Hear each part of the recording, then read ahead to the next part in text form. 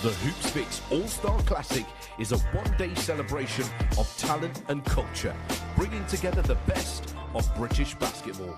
48 of the best Under-19 players in the country will take to the floor, facing off in a pair of All-Star games, the Foot Locker three-point shootout and dunk contest in front of over 1,000 people as they attempt to steal the spotlight and show who's got next. The Hoopsfix All-Star Classic also includes a clinic for coaches and a session for local under-12s led by Great Britain internationals. The Classic is not only an elite showcase, but a way of giving back to the basketball community. All proceeds from the day go to the Hoopsfix Foundation and then are reinvested right back into the game, bringing things full circle. Let's grow the game and put the UK on the map.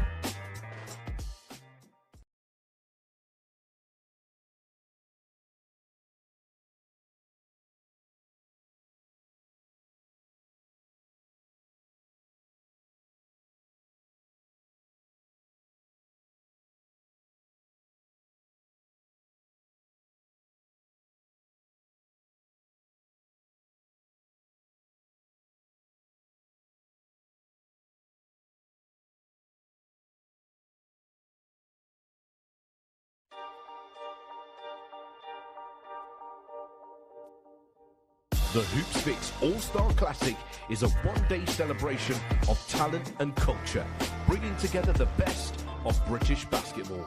48 of the best Under-19 players in the country will take to the floor, facing off in a pair of All-Star games, the Foot Locker three-point shootout and dunk contest in front of over 1,000 people as they attempt to steal the spotlight and show who's got next. The Hoopsfix All-Star Classic also includes a clinic for coaches and a session for local under-12s led by Great Britain internationals. The Classic is not only an elite showcase, but a way of giving back to the basketball community. All proceeds from the day go to the Hoopsfix Foundation and then are reinvested right back into the game, bringing things full circle. Let's grow the game and put the UK on the map. We are just moments away from the 2022 Hoopsfix All-Star Classics Under-19 men's game, where you're going to see 24 of the best young basketball players in the country playing on the court right here for you. But before we do that, we're surrounded by talent on the court, off the court, and I got three kings with me right now that are all leaving a great legacy for British basketball. Amin, former dunk champion in the Hoopsfix All-Star Classic. What did you think of the dunk contest today? For me, my main goal was to see a show, and I felt like I did. They all put on the show. It was hard to judge, but I felt like I was being kind of generous, but it was good. It was good. Now, if you didn't know, these three gentlemen, they're taking the British game and representing worldwide. They led Montana State University to the big dance for the first time. Jabril, can you talk about your season and how that went? It was special, you know. Not a lot of guys from England get to do what we did and, you know, play with our brothers. You know, me and Zeno, we played on the same team at Barking Abbey, so, you know, it was special. You know, I really cherish it in my heart, and I'm just happy we got to finish out the right way. Absolutely amazing season, but right now, we've got the Hoopsfix All-Star Classic game. You've won the MVP before in this game. What are you looking for? Who are you looking for? And what have they got to do to come out and shine? I'm just looking for guys to compete, have fun, play hard, because when everyone plays hard, high level of competition shows out. I'm really excited to see how Brian Akamu goes against Victor. I want to see that matchup because they're MVP and they went in the tournament, the finals. So I want to see that. I'm excited to see Michael Bell. There'll be a lot of talent out there. I'm excited to see what they do. Well, we're all very excited to see the game, but before we get to the game, you guys are going to have the chance to learn more about these three gentlemen. The Nets are coming down tonight, and Montana State has a championship on their home. Montana State University has had a season to remember with a spine of British talent at the heart of their success.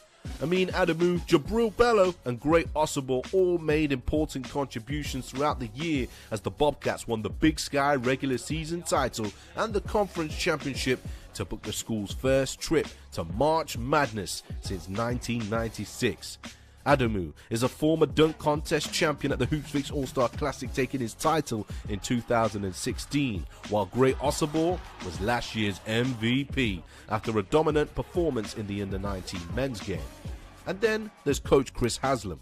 The former GB international is the assistant coach with 9 years of experience on the coaching staff at MSU. Haslam has played a vital role in the recruitment of European talent to the program and received praise for aiding the development of Jabril Bello in particular.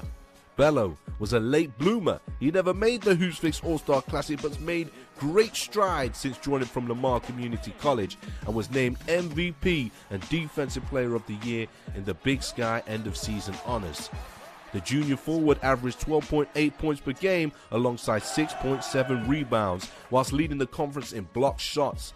He's the first MSU player in history to record 1,000 points, 500 rebounds and 100 blocks in a career. Adamu wrapped up his 5 years in America with 11.4 points per game as the team's third highest leading scorer. The athletic guard joined the school's 1,000 point club and was an all Big Sky team honorable mention. Great by name, great by nature, Osobor really kicked on in his freshman year, averaging 6 points per game alongside 4.2 rebounds and an effective 68.1% from the field, only in 15 minutes of average gameplay. Even with Adamu graduating, the Bobcats maintain their British quartet next season as Bello and Osobor will be joined by another Hoopsfix All-Star Classic alumni. Caleb Fuller is transferring from UC Davis. MSU have shown how fundamental British talent can be when building a successful NCAA Division I program. Some of the players in action today will be hoping to make their own way to America in the years to come. And that's the beauty of this game here at the Hoopsfix All-Star Classic. You see tomorrow's stars today.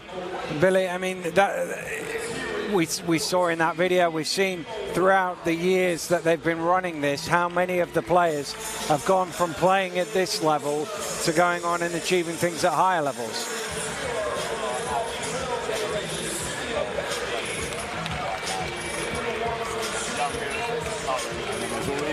Just scowling around the outside is absolutely brilliant. Generations of British talent.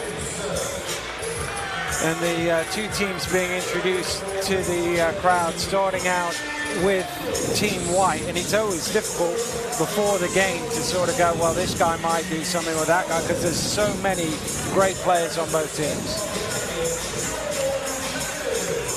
There's a couple of names I'm really excited to see today.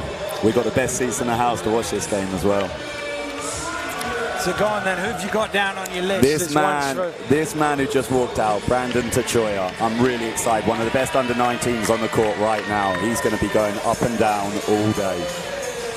Well, we've seen him. He's even broken into the London Lions BBL team, played a few games over the course of the season.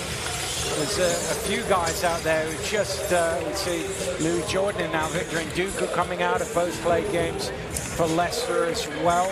They're still at the front end of their careers, but already getting a taste at the top level in this country. Absolutely, and the two you mentioned as well for riders, just committed to Division I schools as well in the States, so more to come for them then in the upcoming years. And that is the other interesting thing about this, is you see kids before they go to the USA and before they develop further in the collegiate system, or for some of them they go off to Europe. It's a chance for us to see the likes of Quinn Ellis, for example, who we haven't seen for a few years because he's been playing abroad. Absolutely. I think he had his first pro debut at 16 years old as well. Also on the black team, Michael Bell. Just come back from France for this game. Yeah, it'll be exciting to see him out there as well. But again, it could come from somewhere else. The nature of these all-star games is, you know, it could be somebody else's day and they suddenly catch fire. And a name that we weren't talking about at the beginning, we're talking about at the end. Absolutely. I also think it's a tough game to play in, really, because in their club environments, they're probably the best players on their team. And then here you're playing with a bunch of guys who are at your level. And the other interesting challenge, of course, is for the coaches as to how you get everybody out there, get them into the rhythm of the game, but also give them equal opportunity to shine whilst also trying to find the best units that work together. Agreed. Well, the two teams meet at mid-court, and it is a sold-out crowd here at Crystal Palace National Sports Centre, and it's a great opportunity for these young men to showcase their talents in front of a crowd. Obviously, we were behind closed doors last year. Didn't happen the year before, so it's been a few years since we've had the opportunity to showcase the best of young British basketball in front of a crowd, giving them the platform they deserve.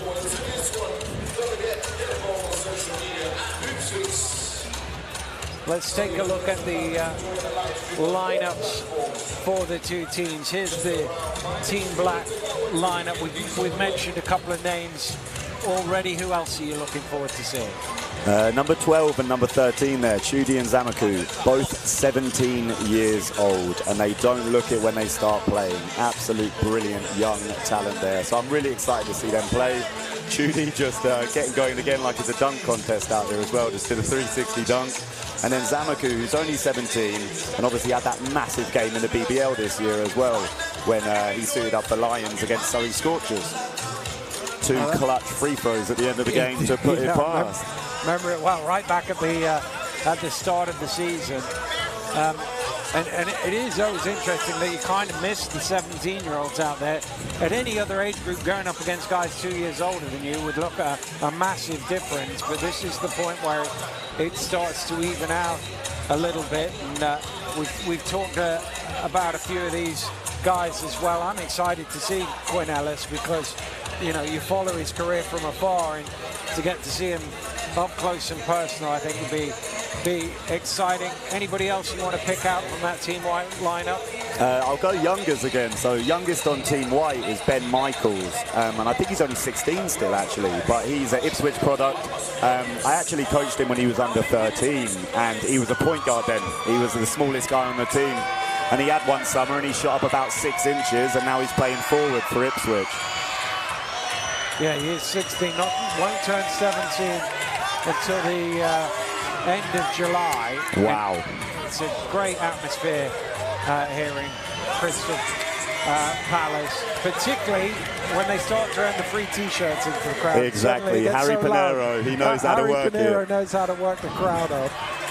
And it's hard to hear ourselves over the noise. You can just imagine if the game explodes into life. You know, what we want to see is a close game, big plays to really fire this crowd up. Absolutely. And it probably helps that they're Jordan T-shirts this year as well. It seems like the crowd really want to get their hands on them. Well, there are so many people involved in putting this together. And you can see, there we go. Check out. It's oh, lovely. Nike Hoopsfix classics. Look at that. Somebody's trying to steal it off her, and she's having none of it. Brilliant. But only a few minutes to go.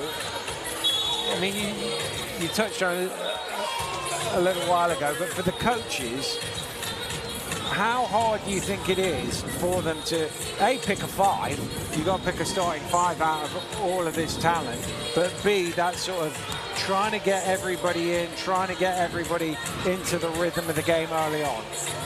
Yeah, definitely. I mean, I coached the Denkamp All-Star game once at the end of that, and I guess the positive thing is you can't really go wrong with who you pick off the bench because you're subbing talent for talent, which does really help.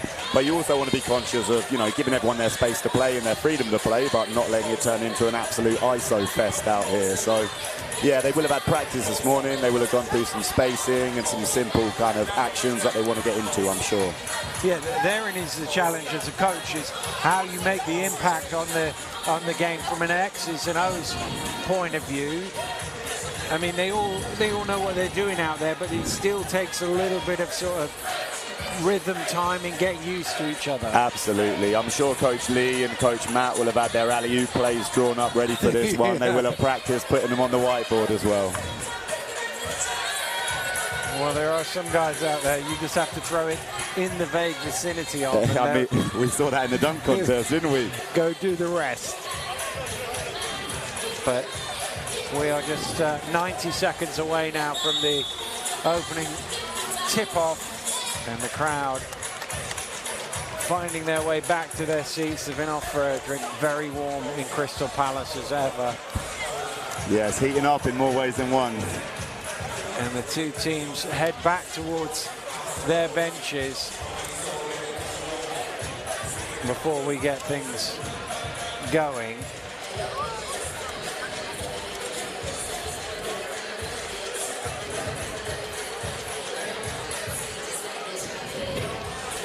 So there is Matt Shaw, the coach of Team White, going into his huddle. And it's a great honor for a coach as well to be coaching all of this time, to get the call up to do this game. Absolutely. You've got Lee, Team Black, who obviously Oaklands College won the EABL South this year. And then Derby had a brilliant year both in D1 and EABL this year as well.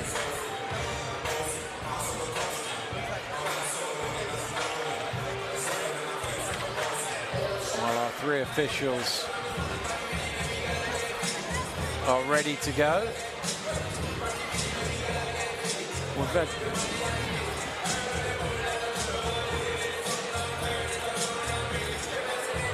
and here we go, the fives starting to make their way out onto court ahead of opening tip.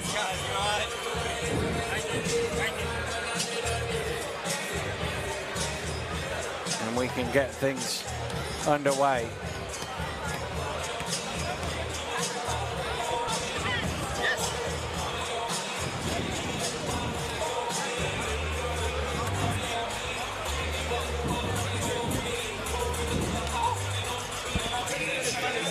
Well, White are first ones out.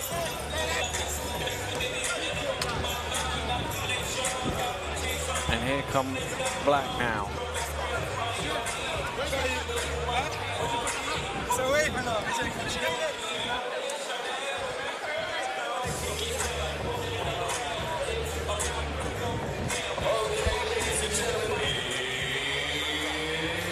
We're ready now for the opening tip here in the men's game here at the Hoopsfix All-Star Classic 2022. The two teams are out there. The officials are ready. And the crowd now have to take a pick as to whether they're going black or white here. Can't be sitting on the fence.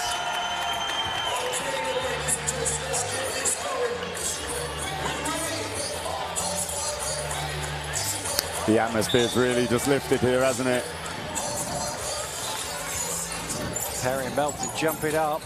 They have a couple of goes at it, and it is Team Black who get the opening possession.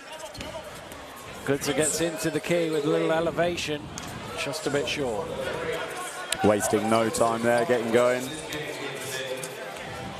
Daly gets to the rim, he's blocked from behind. Hambu driving hard, good challenge from Nduku, but the basket is good. Lovely body control there for the finish as well. Look, you can see, taking it right at him. Nduku did well there not to swipe down at the ball. It's so easy to do. And those two will have had some battles this year, Charnwood and Myers Co.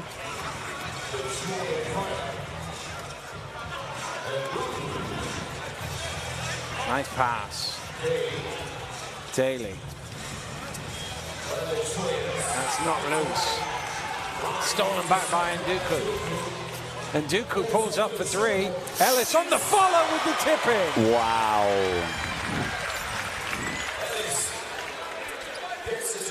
Tempo of this game is already high, isn't it? And the advantage of having so much depth is you can keep that tempo high because you don't lose anything on the changes. Kentanchi shot it off the mark. Here's Tachoya. Perry gets to the foul line. He shot it off the mark. Two Team Black players getting in each other's way there. It'll be a white ball from the end.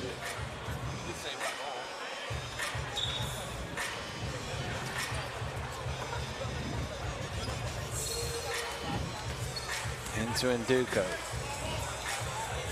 He takes the three, hand in his face from Bell. Perry this time on the offensive glass. Can he scramble it away? No, he can. Oh, Perry's gone down, but Blacker chasing away. It looks like he's okay. Danchi, a little strong. The Kunmu off the glass. With the guys on the floor here, you can't miss a box out. There's going to be a lot of offensive rebounds.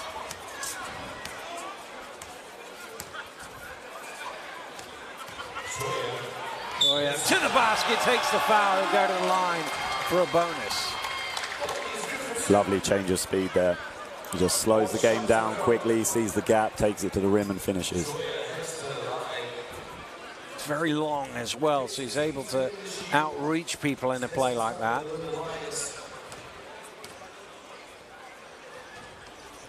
Converts the three-point play. 5-4 the score here, a couple of minutes in.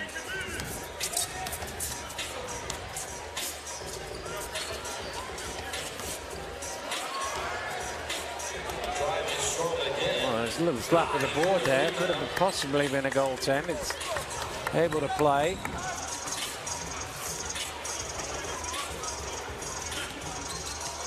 Ellis. Under great pressure, gets the ball away. Choya at the top of the key off 1 foot. Yeah, what's that, 5 points already for Choya now? Really starting to get it going straight away.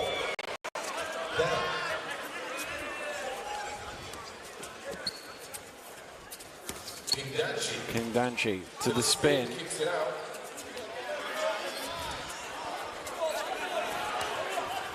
Another offensive rebound for Team Black here. They've really crashed the glass.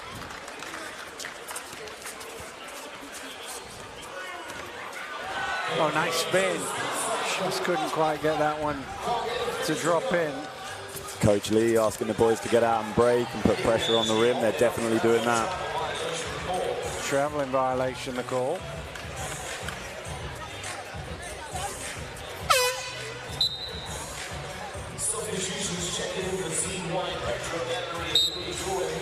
First changes of the game for both teams. Looks like we're going to see Ellery come in for the white team. Okafor for the black, Diorama for the black as well. Jordan checks in as well. Charnwood College player, stretch 4, who can do a bit of it all.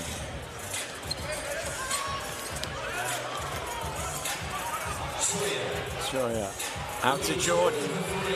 And the other thing about Louis Jordan is he's always ready to shoot the ball. Definitely, the true definition of a stretch 4. Good, a nice pass. Wow. The no-look bounce pass to the cutter. Lovely bit of basketball there. Ellery's going to fire up the 3, front rim, but it stays with White. Stolen away, not quite. Jordan in the corner with the head fake, driving in under pressure, and the foul is called. Jordan subbed in here. He's already shown us the ability to shoot a 3, get his feet set, and then he pump fakes the second one. Well, of course, it's a long closeout because he's just made one. He puts pressure on the rim as well to get fouled.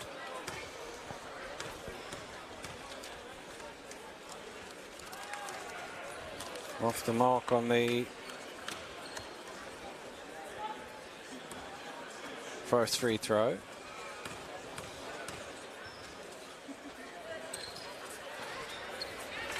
Second one drops.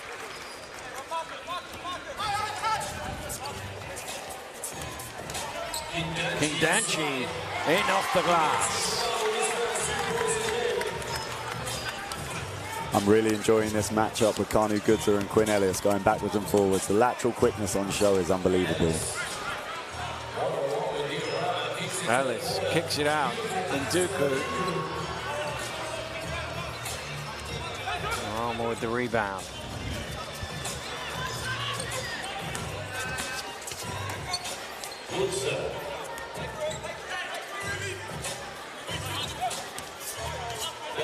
Bell sizing up Jordan, takes a shot at the elbow.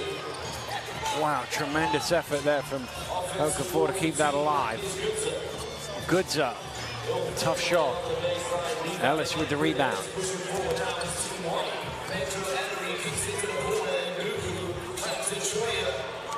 Schroyer driving to the basket, gets fouled again. He'll go to the line.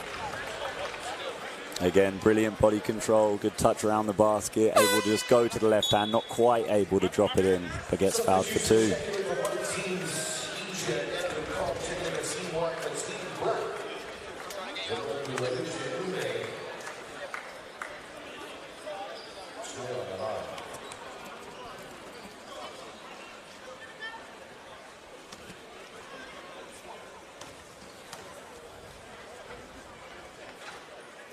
Makes the first foul shot, doubles Team White's lead midway through the opening period here at Crystal Palace. Some more rotations for the black team as well, as 2 Barking Abbey players sub in, Zamaku, Weluche Ume, and Sante subbing in.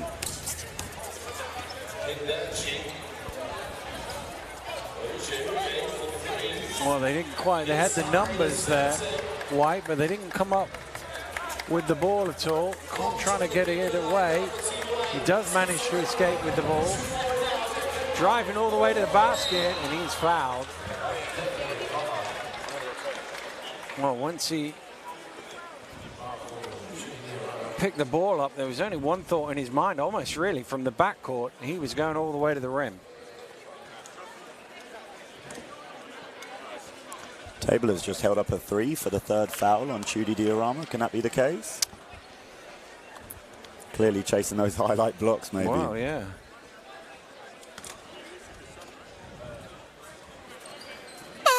Com converts the 3-point play. Well, he is going to come out of the game.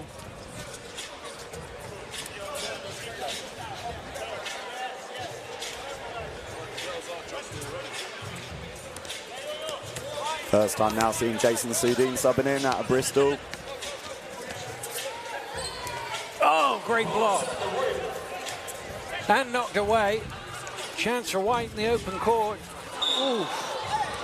Just lost his feet underneath. Seems to be okay.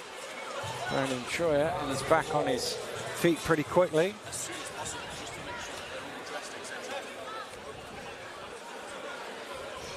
Yeah, I mean, there was only one thing going to happen at the end of that, and it was going to be a foul or a layup.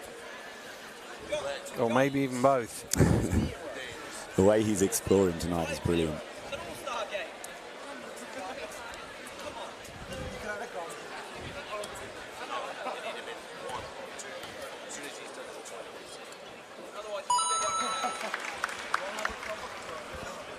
Well, we saw this in the women's game a little earlier.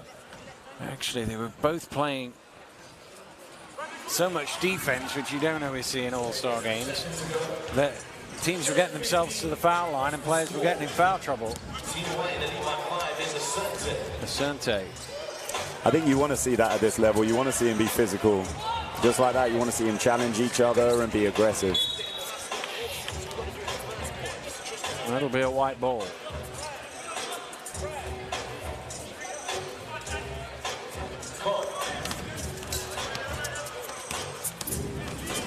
Con brings it forward, almost left the ball behind him. He's under a lot of pressure and it's stolen away.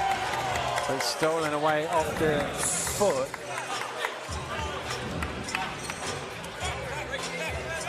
Yeah, taking on a lot of pressure here from the Asante. Con heading off to St. Patrick's School next year, where Kyrie Irving went.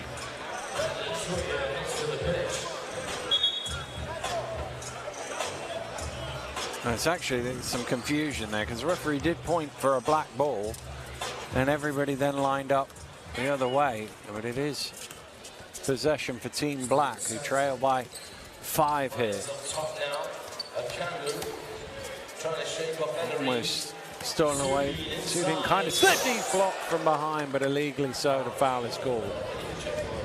IJ didn't like that one. He thought he got it on the way up. Let's have another look. He might have a case. Might have a case. He's a guy who's had a lot of experience blocking people this year. Oh, he's so long and quick elevation as well. Gets off the floor very quickly. Averaged almost 22 rebounds this year as well, which shows that.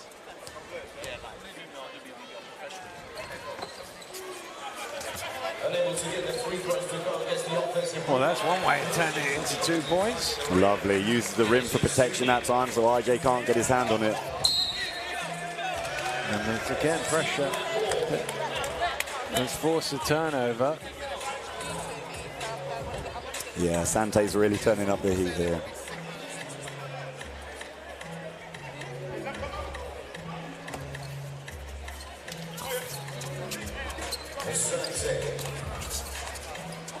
Fires up the 3.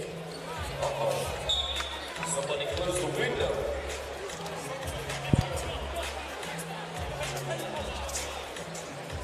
Ball into play.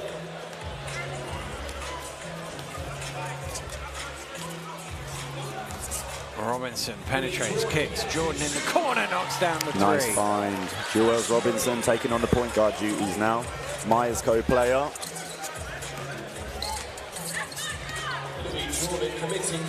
Kanu then draws the foul. He'll go to line for a bonus free throw. Mandatory flex after the and run as well.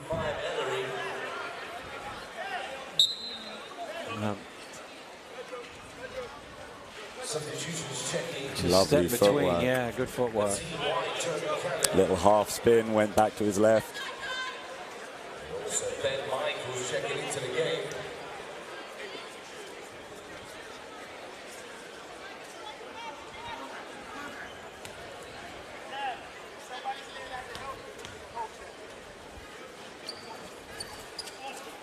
That one rims out. And there is an example of the rebounding prowess. BJ is Robinson is blocked from behind. Tremendous chase down there from Ume.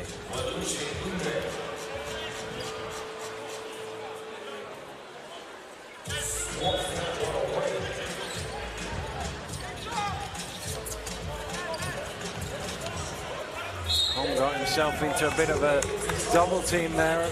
Ends up turning it over. Yeah, as we thought it would be, this game is absolutely relentless. Both coaches just rotating, keeping the tempo really high, pressure on. Loving it here. It looks like guys have got a point to prove.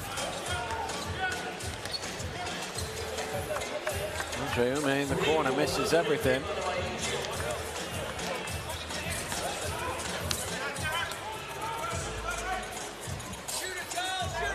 Robinson draws the foul.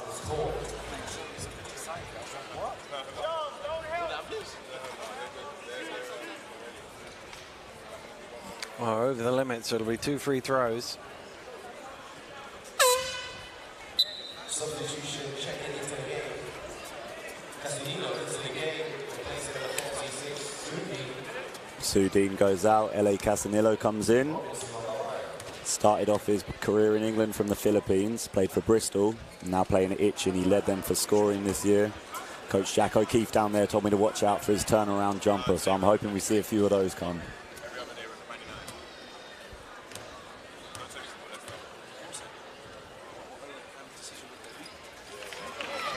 Robinson converts from the free throw line.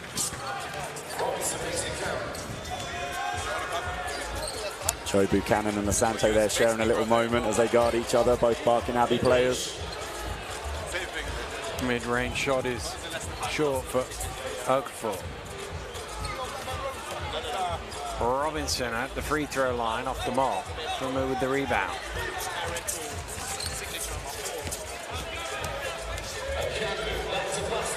Trying to find some room. 3 defenders around him.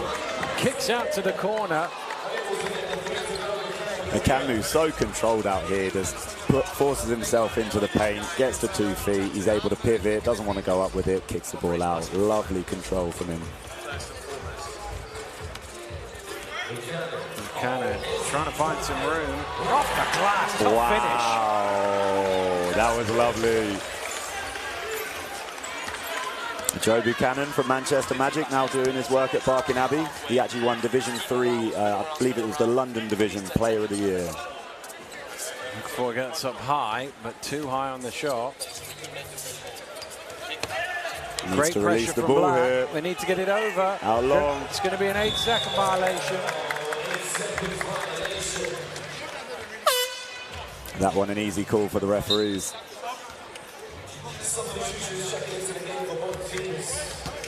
Well, we're rotating. We're almost back to the starting fives at this point.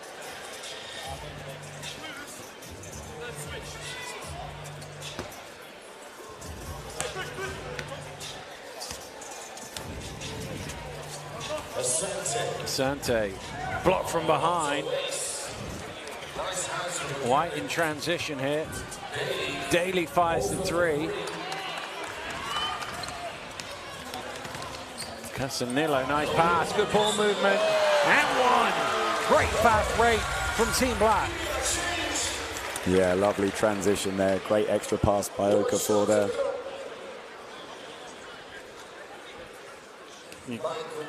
Casanillo passes it ahead beautifully. Just a little touch pass there. Michael Bell with the control, able to just extend and keep it away from the defender. Michael Bell been doing his work this year in Strasbourg.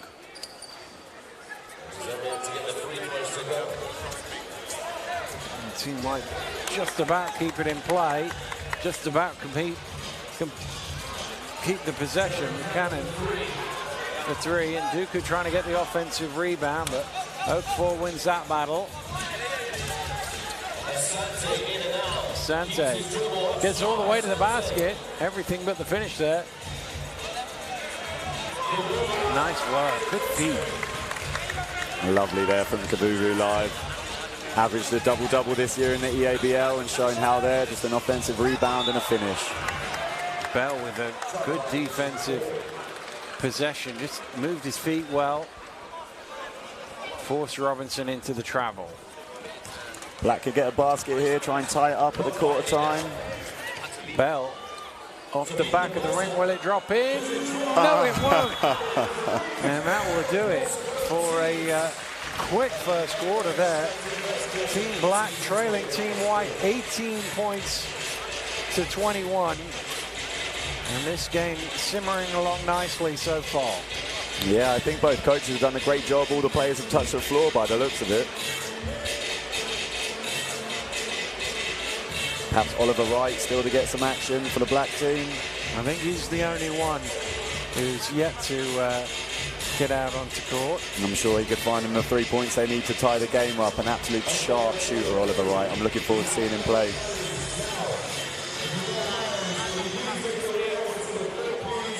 Well, looking back at the highlights of the first quarter, and I think we've seen is a lot of different guys doing different things, but been particularly impressed with the way Black have defended up the court and really put some pressure on the ball.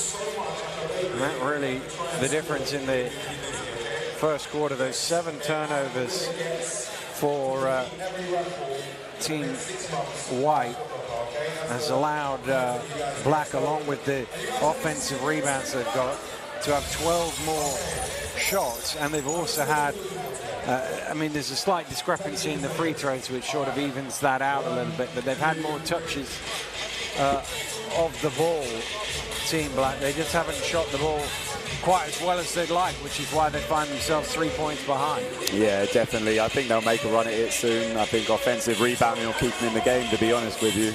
Limit turnovers, put pressure on the rim.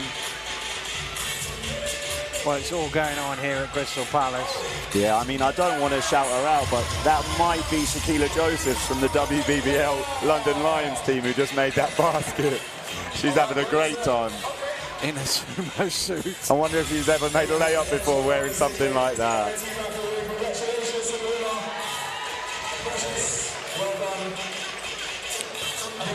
What do we think? A new team uniform for next year for the London Lions women, maybe? I might run that one by Mark Clark.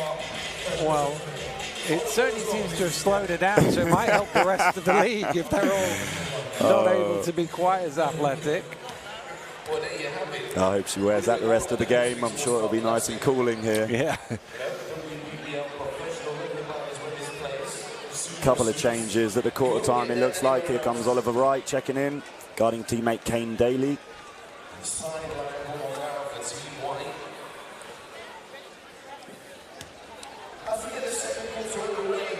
So quarter number 2 underway as Robinson drops into the backcourt to get the ball. Nice pass from Nduku, but it's deflected away by Goodser. Robinson stays with it. These first sets are normally where the coaches get to flex a bit of muscle, draw something up at the end of the quarter and see what they can get. Kim Danchi just shows what he can do himself. You don't need to draw anything up for that.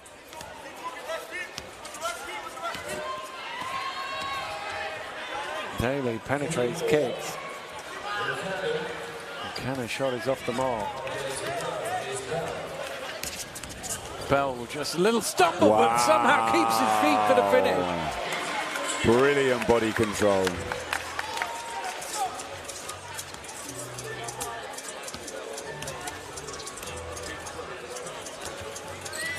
Nduku with the step back 3. Great work from Buchanan to keep it with Team White. 3 seconds here to get a shot off. Robinson gets it away, almost banks it in. Forward to Bell. Oh, just a miscommunication on the pass. And it'll go out of bounds for a white ball. The really nice embraces at the start of the game have now officially stopped, haven't Yeah, they? indeed. They're getting after each other now. Here's that matchup we like, Goodser and Ellis.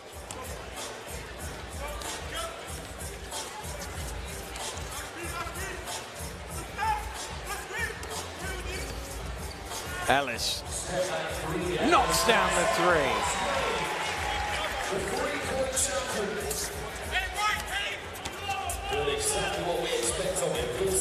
Goodser kicks it out to the corner. Really nice pass from Goodser there to find him. Ellis driving kick, stepping on the line. Be a black ball. Ellis threw that no-look as well. Really nice maturity from him. You can tell he's been playing men's basketball over in Italy for the last few years. Bell. King Danchi to the spin. Nice dish off. But they end up turning it over.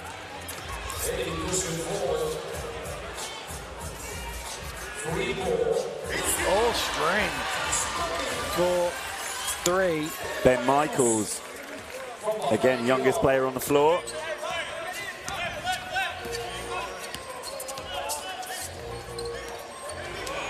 Goodser again trying to feed it inside. Will that count? The basket is good. The bonus coming. Goodser with lovely control there. He just puts himself where he wants to be and makes the right decision. Sees where the help comes from and threads the pass every single time. Saw his sister playing in the girls' game as well earlier. Both Luton products.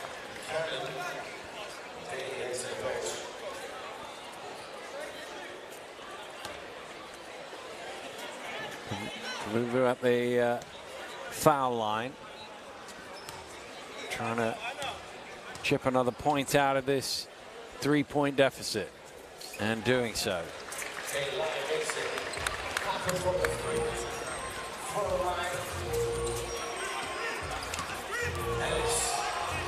Ellis can't shake loose Goodser.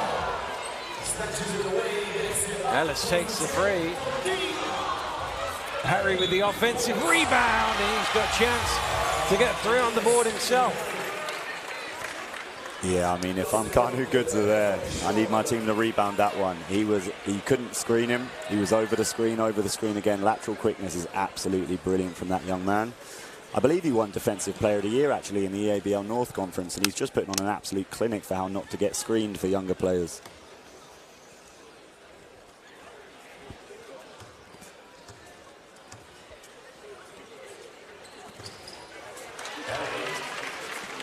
Perry getting a friendly bounce off the rim, stretching the lead to 5, but Black coming straight back at them, and King Danchi looking for a three-point play of his own.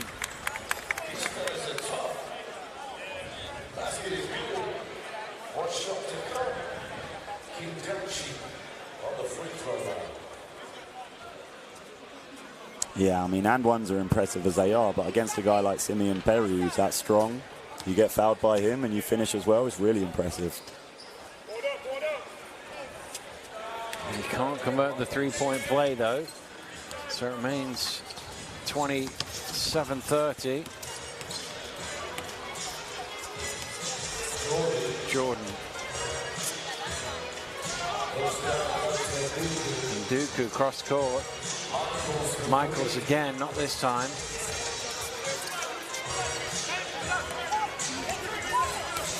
Goodzer. Right for 3. Comes back out to Goodzer.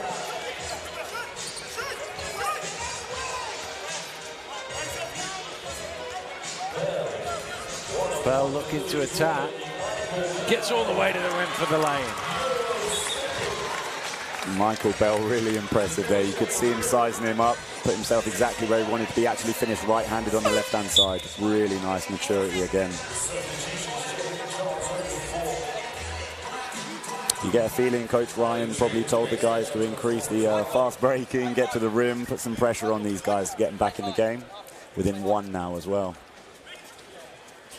Well, it certainly has been effective for them. Biggest lead was 7.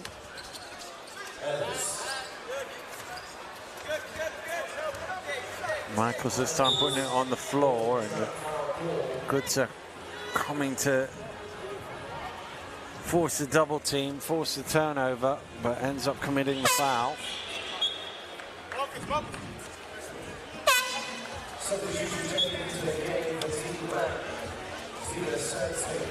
Sante returns.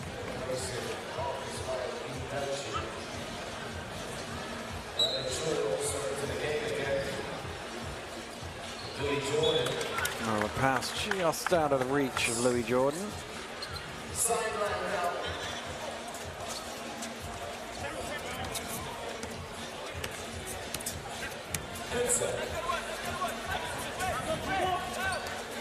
Bell has it knocked loose. Hard. Oh, what a finish that is. And good pass ahead, good gather by Brandon Tachoya there. Managed to keep control of it and put it in.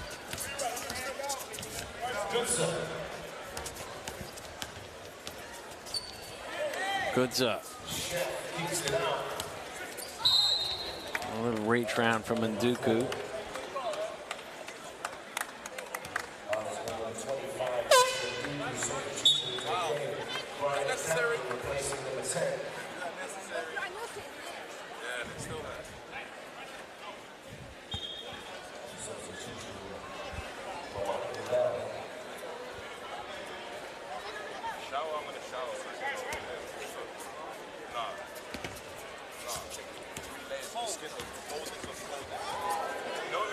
From the elbow. Shot is off the mark. Stroyer in transition. Gets it to Perry. Well, he had the mismatch if he could get hold of the ball. And he eventually draws the foul. Brandon Tachoya is loving being in the open floor right now. Throwing the ball out in front of him, chasing after it, making brilliant decisions.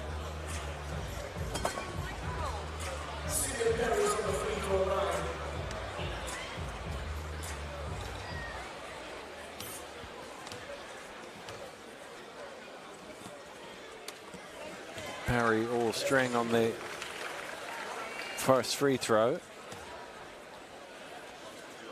4 points for him so far. 4 points the lead for his team, and both go up to 5.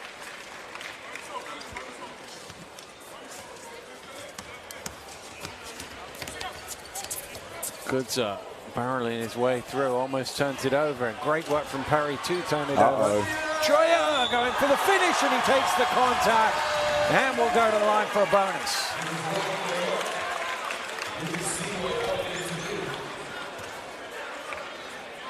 Well, his first thought was to dunk it there. But once he got the contact, he made sure he got the points. Yeah, and changing his mind in midair can't be easy, and then also getting fouled as well. Looking at the replay here. Jordan with the flex afterwards, of course. Stepped on the line, that'll go back to White. Yeah, White team picking up the momentum here on the back of Tachoya. Couple of big baskets, couple of and ones. Go back to the main man. Jordan up high for two. I think the black team will think about a timeout soon, possibly. Goodser. Nice tip down with Troyer. Lobbed up the alley-oop. And somehow tipped in by Simeon Perry. Yeah, he loved that one, didn't he? Lovely pass. Able to catch it one-handed and just place it off the backboard.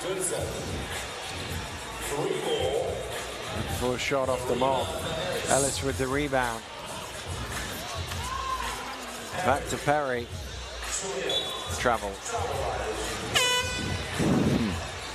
Referee Letizia there, yeah. Wise timeout from Coach Ryan. There's White team firing on all cylinders there. They got an M1 at the rim. They're getting steals. They're putting pressure on them. Well, Ryan finds himself and his team 11 points down with 4:14 to go. That's the biggest deficit they faced in the game. They've got to find some way of getting this scoreboard ticking. 29 points in the game, 11 in this quarter. And at the other end of the floor, they've got to find a way to make life a little bit more difficult for Brandon Troyer, who is 4 of 4 shooting for 12 points. I think Troyer is just doing a really good job of getting out in the open court. It's tough to slow him down if you're going to keep missing and letting him get rebounds. They just need to get back to it, get some offensive rebounds and put the ball in.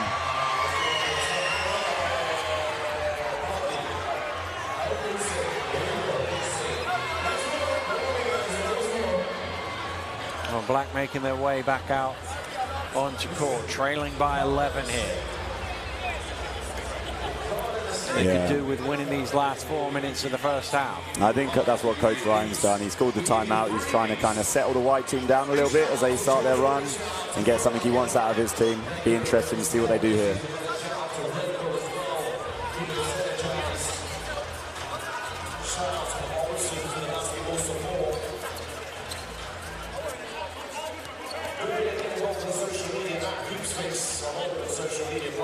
Goodser looking for some options. Asante providing it. Ellis can't quite keep that in play. Goodser really patient there. He looked sort of 3 or 4 times, pump fake the ball each time, found the option that was the safest option at the end of that play.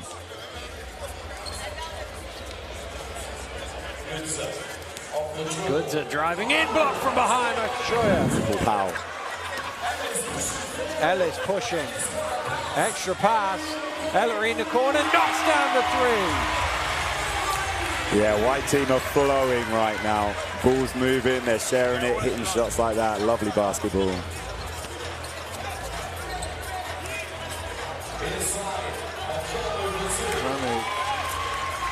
Gets too much needed points on the Black scoreboard. And that just means that the White team now have to inbound it, get the ball up, move it through some hands rather than just running in transition. Ellis for 3, rebounded by Jordan, but stolen away. Sante to the Lovely. Nice stop and a score. Who knew, you just had to score some baskets in basketball, do a little bit better. Indeed.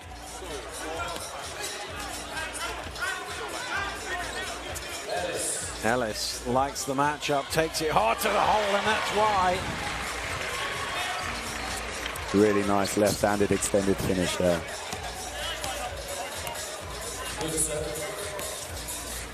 Good that was a good pass that just his teammate wasn't ready for.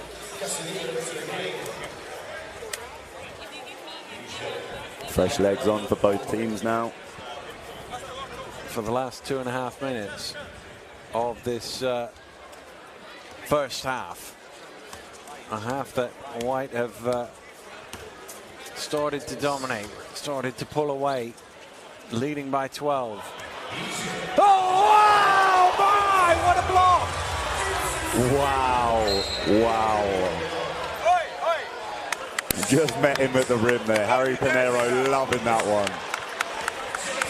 My goodness, takes off. Sodine fearless meeting him at the rim.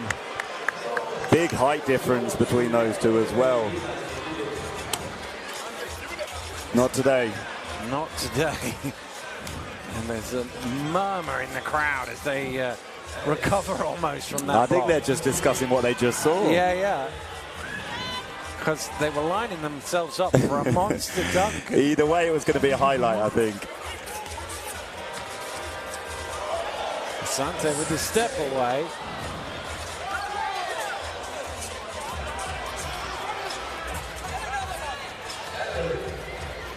Back into the post, though. He's got a mismatch here. He chooses to pass it out.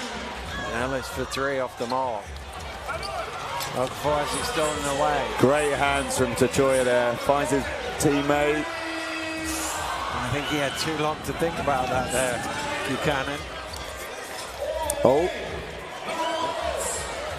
There was the rematch. Sodine going up against IJ.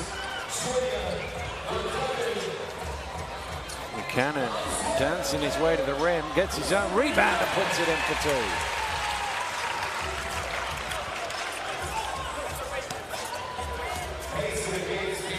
King Danchi at the elbow, knocks it down. Lovely pull up there.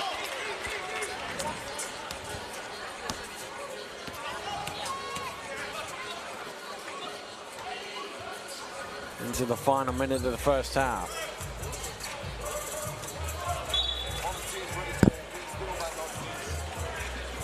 Foul called. Sodine the offender. It's going to be his 3rd, so he's going to sit down.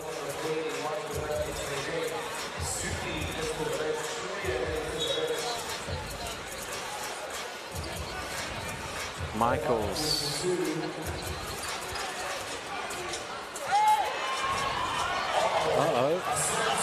Sante still going. Okafor in the corner, knocks down the triple. Yeah, nice find. A bit too much space for Okafor there. He's going to make that. Ellery for 3. Going under on the ball screen, pulls up. Shot clock is off. Team Black can tick this down. No, they don't. They choose to shoot. Why not? It's good for 3. Casanillo knocks it down, but it does give White a chance to come back. Com kicks it out. Buchanan on the buzzer knocks down the 3. Wow. What a way to end a brilliant half. Well, that was a crazy last 40 seconds or so, wasn't it? Yeah, it must have been at least 10 points there in the last minute of the game. It looked like it was going nowhere from there. And Buchanan, he knew he had to get it out of his hands quickly. Yeah, defense collapsed. Buchanan with a nice quick release there, able to get it off in time. Perfect end to a brilliant first half. And it is White who lead at the interval by 53 points to 41. They scored 32 points in that second quarter. Really got the scoreboard ticking. And offensively, they can beat you at the basket and out on that 3-point line as well. Black are going to have to try and take something away. Absolutely. I think the run started with some transition offense, just getting out and putting the ball in. A couple of and ones there for Tachoya. And actually, when Black came back, they started to score. It looked like they were going to pull it back, but White said they had something else to give them. Well, White were 7 of 22 from the three-point range in that first half. 7 made threes is why they have 53 points on the board here. Yeah, it's been a really high-scoring half. High-scoring half, which is exactly what the 1,400 people here today wanted to hear. You can hear the crowd.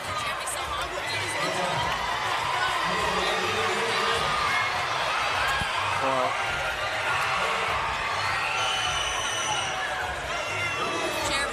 we're at the half here at Crystal Palace National Sports Centre, and it is 53 points to 41 in favour of White.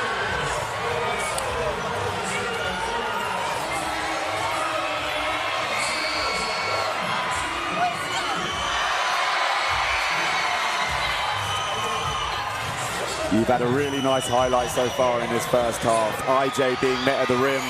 We've got another Milton Keynes local, Jeremy Sohan, coming up here.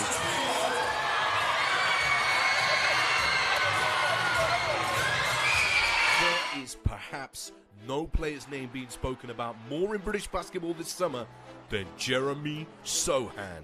The recently turned 19-year-old is set to hear his name called in the NBA draft this summer, marking a meteoric rise for the teenager from Milton Keynes who played in Southampton with the Itchen College and Solent Kestrel's program. Sohan was turning heads in the UK as a youngster, dominating in the EABL as a 15-year-old, along with suiting up in NBL Division 1 with the powerhouses Solent Kestrels. He did enough to get selected for the Hoopsfix All-Star Classic as a 16-year-old in 2019, finishing with 8 points, 5 rebounds and 3 assists in just 23 minutes as a starter for Team White. From there, he ended up at La Lumiere High School, becoming nationally ranked in the US before returning to Europe to play in Germany at Orange Academy, prior to signing with, at that time, the NCAA defending champions in Baylor University. His freshman year saw him improve as he progressed, helping the Bears to the Big 12 title, winning Sixth Man of the Year and being a unanimous all-freshman team selection, while hearing increased murmurs of potentially being one and done. Announcing his entry into the draft via his social media on April 15th, since then it's been workouts, interviews as he prepares for the pro game. Having recently impressed scouts and NBA execs at the NBA Draft Combine, his draft stock is swiftly rising, with certain insiders saying they can't see him being picked any lower than 12th, making him a surefire lottery pick. Sohan is set to become the first homegrown British player drafted into the NBA in over a decade, following on from Ryan Richards, who was selected by the San Antonio Spurs in 2010. And hopefully, with the internet allowing British basketball to come together like never before, it will inspire more young players to follow Jeremy's success and forge their own paths to the big league.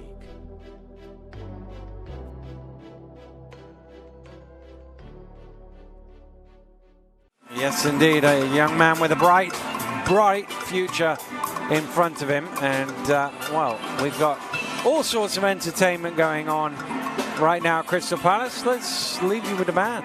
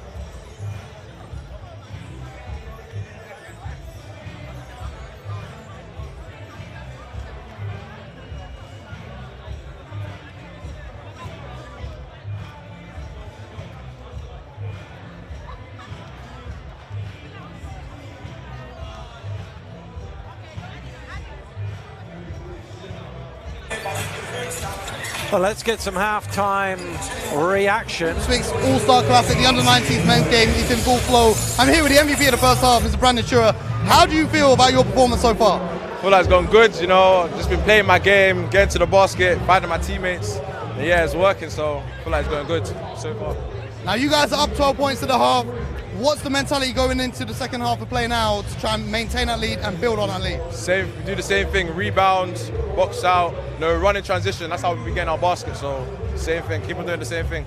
The most important question, how the new kicks feeling? I see you coming fresh today. Amazing. There's some AJs, how does it feeling? Amazing, feels like I'm floating. Yeah, they're amazing, they're comfortable. Best shoes I can wear right now, I can't lie. But it's been a good first half. I want to see you go out and have a great first half, win that MVP award and bring that home. Appreciate it, man. Good luck with the second half. Thank you.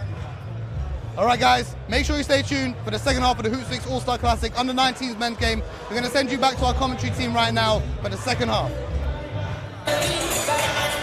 Thank you very much, Mo. Yes, it's a tremendous atmosphere here at Crystal Palace National Sports Centre. 1,000 tickets sold and great crowd in. And of course, a far cry from where we were a year ago, where COVID restrictions meant there was no crowd, but we were able to have a game this time last year, and that was largely due to some tremendous work from Andrea Borland, who helped out find a venue and get us all underway. And sadly, Andrea is no longer with us, but she is very much in the hearts and the thoughts of everybody here today. And we remember her with this little video. Following challenging and uncertain times, the British basketball professional game stood the test of the pandemic and rejoiced in the return of fans. But it was the passing of a London legend that brought the British basketball community to a complete standstill. Andrea Kishel Borland, born and raised in the capital, London, dedicated her life to the game, developing and mentoring countless young players, predominantly through the Hackney Community College program over the past decade. And she was an inspiration as the only female coach in the British Basketball League. Crediting her coaching career to the legendary Jimmy Rogers of the Brixton Top Cats program, Andrea won 3 British Basketball League titles in her time with the Lions, having joined them in 2018, and was the 2017 ABL Coach of the Year. She also won silverware in her time with NASA in the National Basketball League. Her honesty, enthusiasm, and love for the game was often misunderstood by those who hadn't crossed her path before. But after sitting down and talking to Coach Ballin, you quickly became aware of how much this game meant to her, the blood, sweat and tears she poured into it. It was not just coaching, however. A qualified referee and table official, she contributed to the game in countless ways and could be seen volunteering or working at almost every basketball event that would happen in the capital. Her hard work led to being recognized with the 2019 Statistician of the Year award in Basketball England's annual volunteer recognition. She was a dedicated member of the Hoopsfix family and would help out as an official every single year, unselfishly volunteering to recruit the statisticians and the table officials and work the event in her own right. Andrea was solely responsible for ensuring the Hoopsfix All-Star Classic had a home during the pandemic, securing the Battersea Sports Centre to make sure that the power of our beautiful game could still be felt by those wanting and needing to be touched by the beautiful sport of basketball up and down this country. At a sold-out Crystal Palace here at the Hoopsfix All-Star Classic, Andrea would have been filled with joy, and today we honor her memory. Rest in peace, Andrea. We hoop in your honor. We do indeed hoop in her honor, and it's been a pretty good day so far. We still have 20 minutes remaining here today. Billy, what do you think the black team need to do to get back into this game?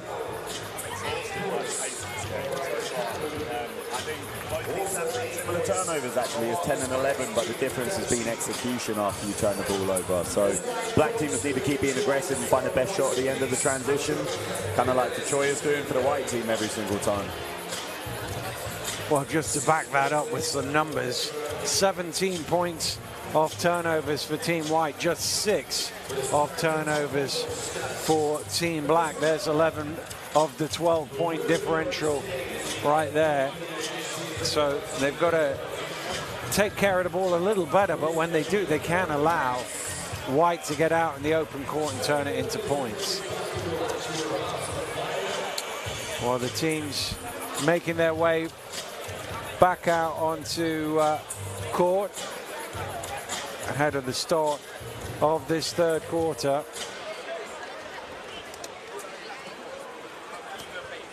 Hoopsfix All-Star Classic here at a sold-out Crystal Palace. And we are getting underway with the third quarter of the men's under-19 game.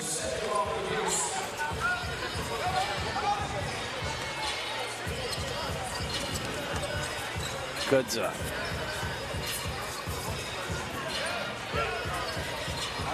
That's a strong finish from Diorama, who didn't see much time in the first half because of foul trouble. He's ready to get going again. Lovely set there from Team Black just to get the ball inside.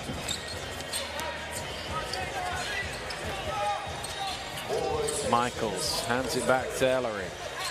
Buchanan with a hand in his face. Ellery tips it in. Yeah, lovely touch. Black team switching all the screens at the moment. This shows the versatility that they have.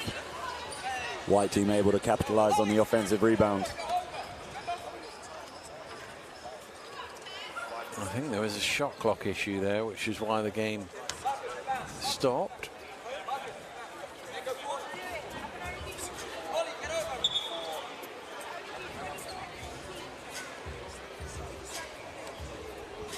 Just talking over whether it should be 24 or 14 here. Well, from that, it would have to surely be 21 or something, wouldn't it? I think they've decided they can't do either. Okay. Yeah, they're going to count it in.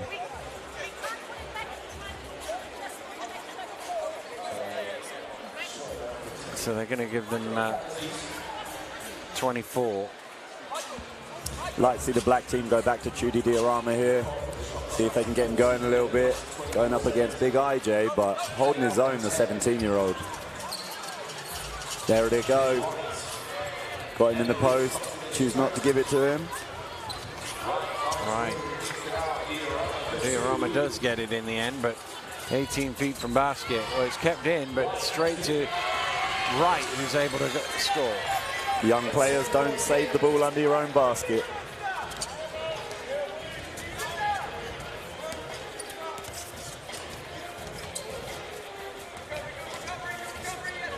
It's a tough challenge there from Wright. I think he got a piece of that. It fell a long way short. Bell in transition. Drops it back to King Danchi. Diorama has it knocked away. Will go again. Still can't convert. Loving the black team's intensity here. They've come in ready to go. Putting a lot of pressure on the rim. Chasing after offensive rebounds. Forcing the white team to really guard up here.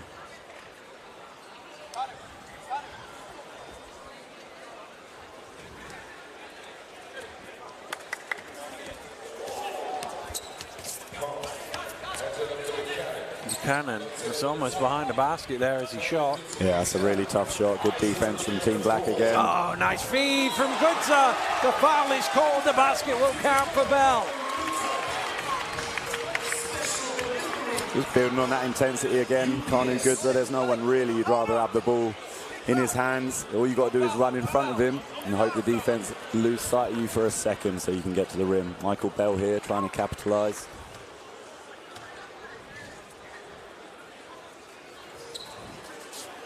Diorama with the offensive rebound. Oh, 2 goes at it and they couldn't get points on the board there, Black.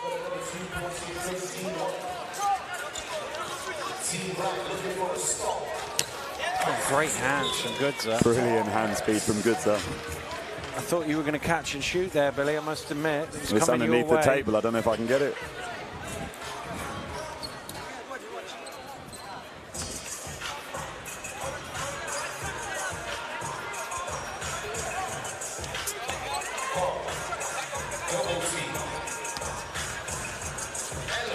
Ellery turned over. Wright comes up with it.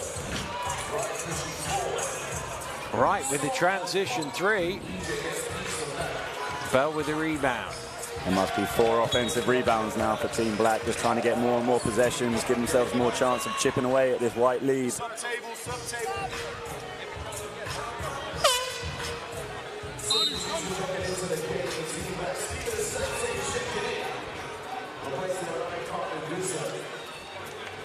Sante for Goodser.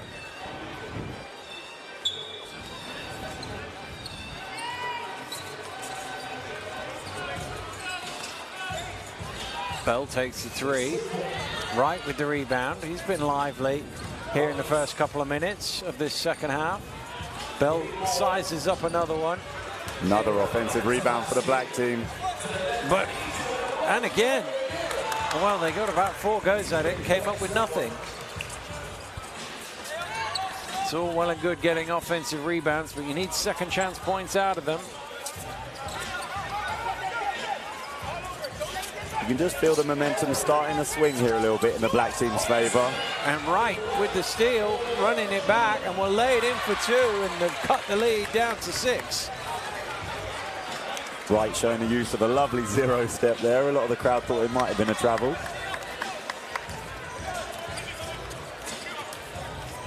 Holmes stumbling through, turns over Here again. he is Wright again, 3 of them chasing him down. None of them will catch him up. And back-to-back layups has it a 4-point game.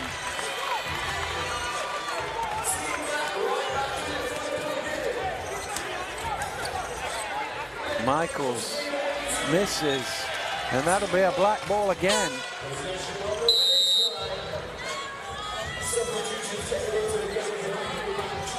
Black with 10 of the first 12 points here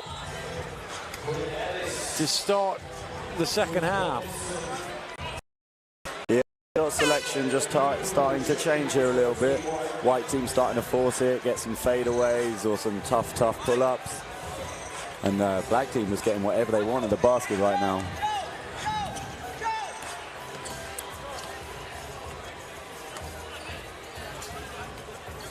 Looking for Michael Bell here.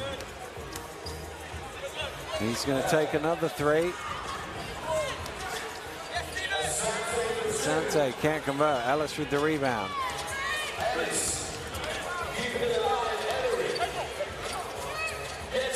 Ellery. Ellis was desperate to get Ellery the shot there.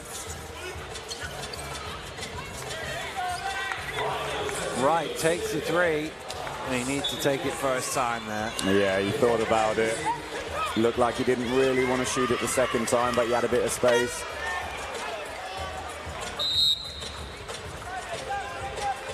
Wright's made a real good contribution there on defense, so he's going to take a well-earned break.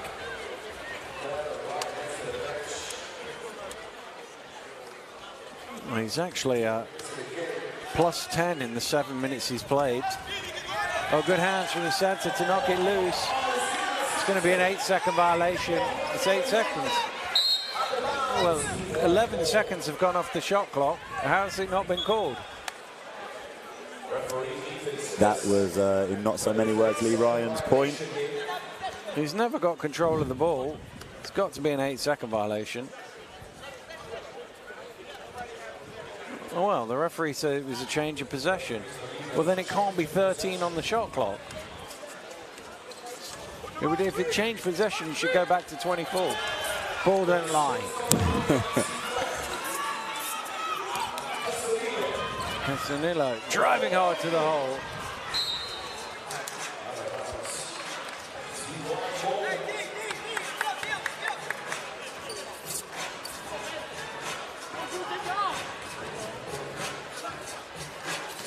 Picking up in full court here now, Black. Being wheeled on by Coach Lee Ryan. And Dooku's going to play point guard now. Yeah, and he's perfectly capable of that. Great handle on the big man.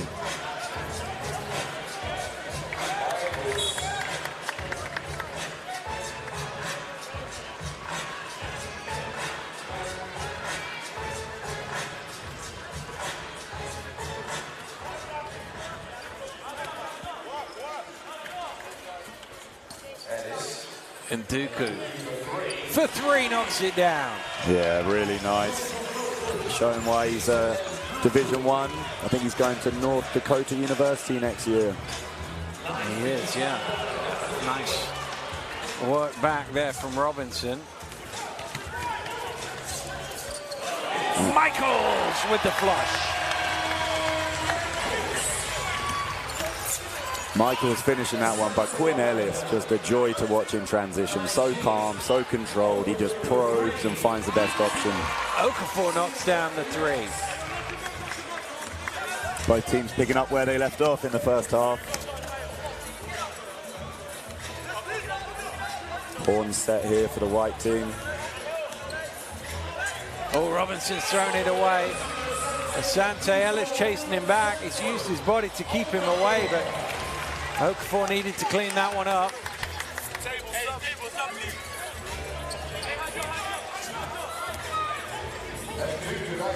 Duca in the corner. Robinson just keeps that in play.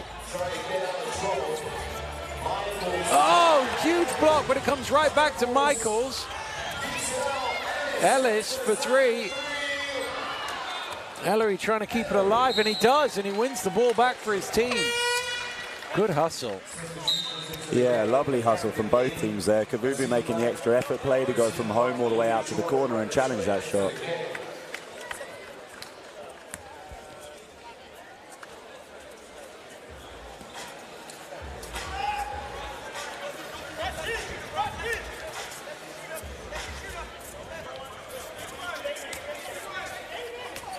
Ellis along the baseline. Extra pass to Jordan. And that'll be a black ball. Quinn Ellis is a baller. He is an absolute baller. I'm enjoying watching this young man play. Maturity, you can see why he had his first pro debut at 16 years old.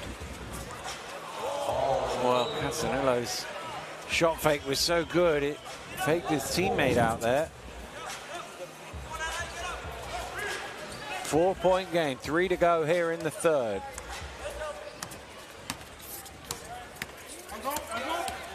Ellis all the way, goes up high. Late whistle, but a foul is called. I think he thought about it, right? Yeah, he did. He definitely did.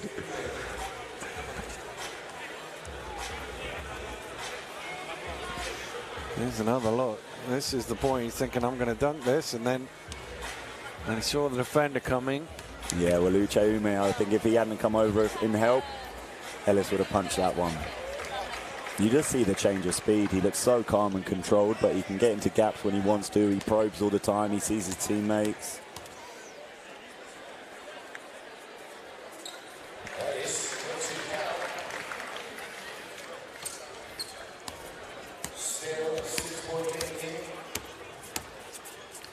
Casanillo brings it forward. Pulls up top of the key off the mark.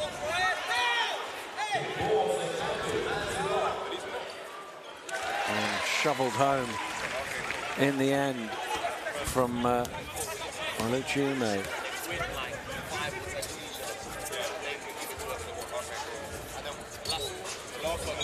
And Dooku just got caught in the eye there.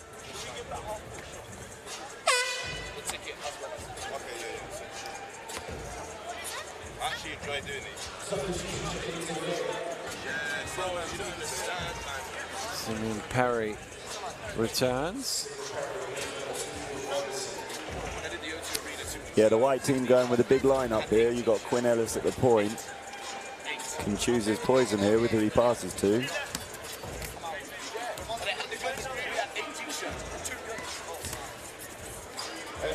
And Dooku, nice feed, good pass. But better defense in the end from Black. Oh, White get it back. Shot clock violation. Yeah, didn't hit the rim.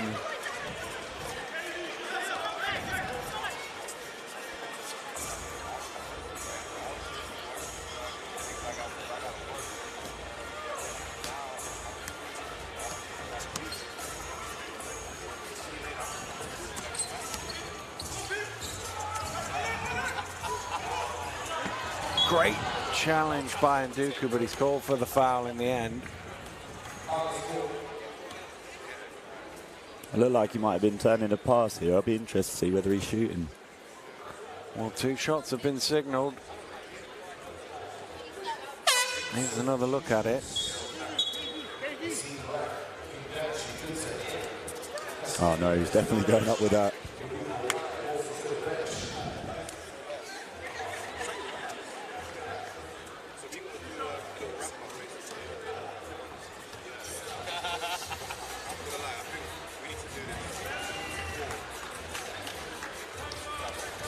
Well, late evening here in southeast London. Sun is shining on Crystal Palace.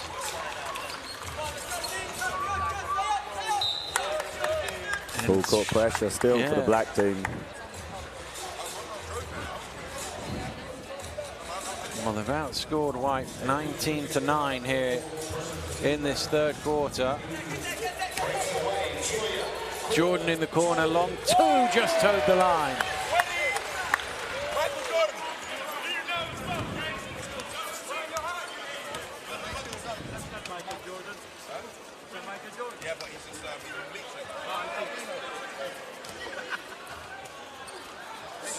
Batted up in the air, Perry comes away with it.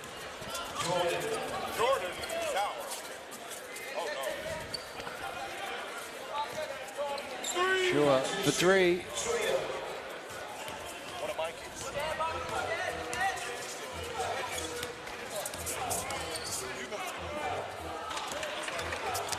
Jordan out to Ellis. Ellis again attacking hard and finishing strong.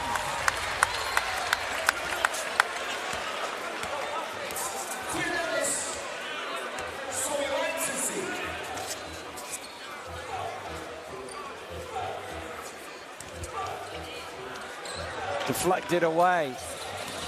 Jordan in transition. Stepped on the line. No, traveling violation is the call.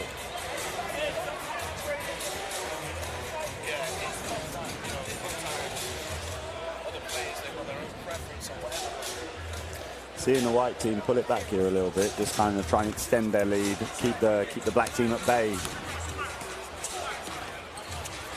Ellis knocks it loose. He's out in front. Quinn Ellis with the jam. He's been wanting that one for the last few possessions. He finally gets rewarded with a nice dunk.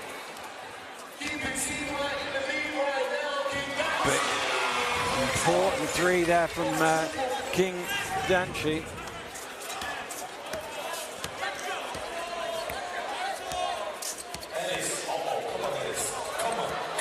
Ellis for three.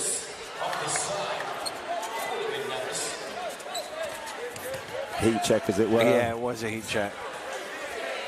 Last few seconds. Goodser gets some room for himself. And that'll do it for a third quarter where Black came all the way back, but it is White who will go into the fourth, still with the advantage. Only 5 points, though. This one very much in the balance with 10 minutes to play. Yeah, really looking forward to this last 10 minutes. Crowd are looking forward to more free t-shirts as well.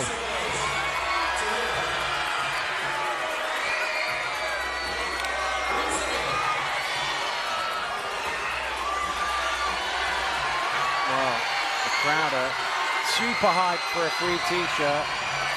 Yeah, I don't know who's enjoying it more, Harry Pinero with the power of giving them out, or the crowd getting free t-shirts. You got to love the power of giving them out, don't you, really? So you look back over the highlights from this ball game. This one very much coming down to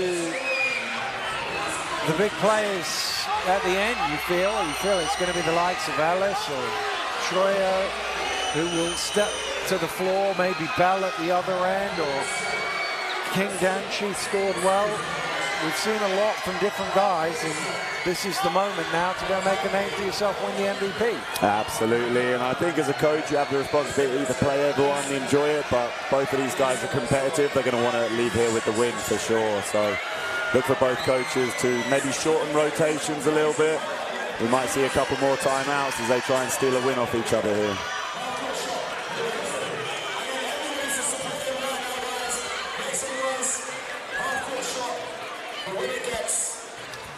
You will never miss a raffle for the next 6 months before they come. Yes, half-court shot. And you get 5 t-shirts to give to your boys. All right, they pulled somebody out of the crowd for a half-court shot. I'm not quite sure what the prize is, but he looks excited for it.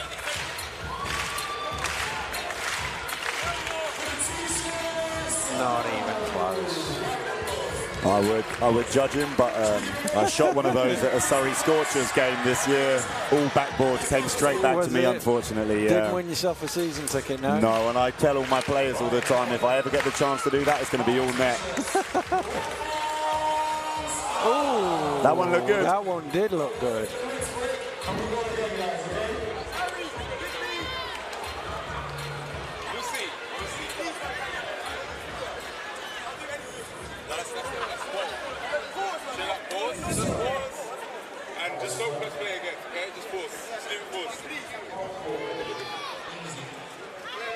All right, back to the action. 10 minutes, barring overtime, to play. White team not making any changes after a little run at the end of the third there. They want to start off strong again in the fourth. We've seen a mismatch here with Perry. And Perry takes advantage of it. Well, you could see Nduku saw that straight away, and he was going to Ellis. Sim. Great recognition. Goodser gets into the lane, has it deflected loose. Will it? Whose ball is it? Not quite. It is going to be a white ball.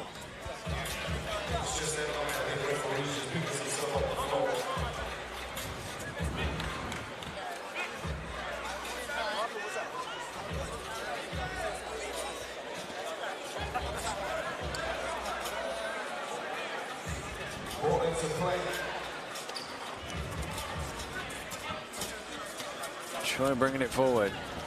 Going all the way to the rim, and it's slapped away, but illegally so. He will shoot 2. Yeah, King Danchi just letting him get a step there, and he knows how that would end, so he reaches in, stops easy 2, and says earn it from the line.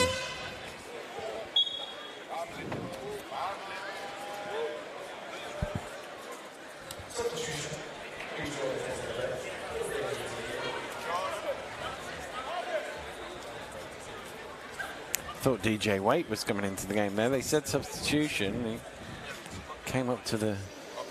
It's all going on over here. I think the black team would want him to. Not quite sure he fits the under-19 criteria.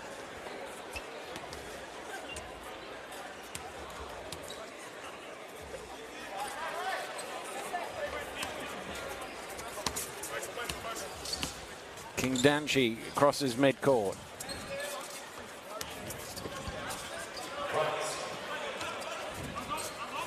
Bell.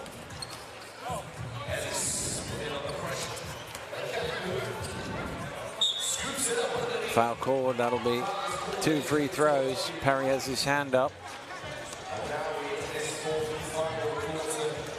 It's time to have those discussions. Who do you think should be today's game MVP? Tweet it to us at Hoopsfix. Let us know who you think is going to be the MVP of today's action. First one is fairway short there. Just looking at the free throw shooting. Not tremendous today. The same in the girls' game. Some odd sight lines through the glass basket, particularly at that end where you've got the glass boxes behind. Troy all the way in, just too strong.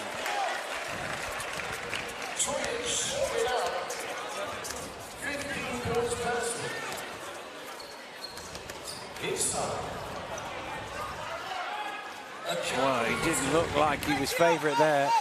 No, really nice. I don't know if it was meant to be a double screen there, but they had 2 players screen for Goodser. Roll one of them, and he's able to find him. Ellis took a double ricochet and out of bounds for a black ball. Yeah, good hands by the black defense there.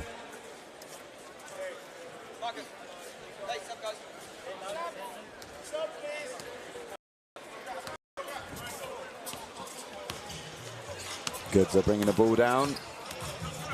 Calling for the screen from Akamu. Oh my goodness, he spins it in off the glass. Wow. Brilliant awareness, lovely touch around the basket, sneaking through gaps, able to finish. Daly through the legs. Yeah, he saw the hard hedge coming there, was just able to split the screens.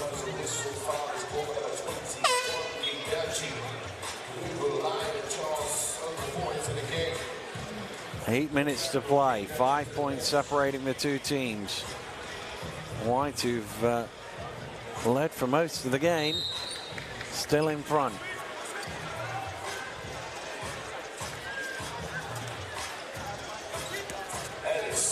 Ellis to Nduku.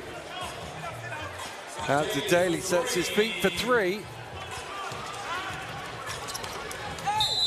That's a foul at midcourt on Victor Nduku. It's a smart foul by Nduku, stop the break. They had right ahead, searching for that corner 3. It's one of them, I'm just not going to get out of the way sort of fouls. It's his 3rd.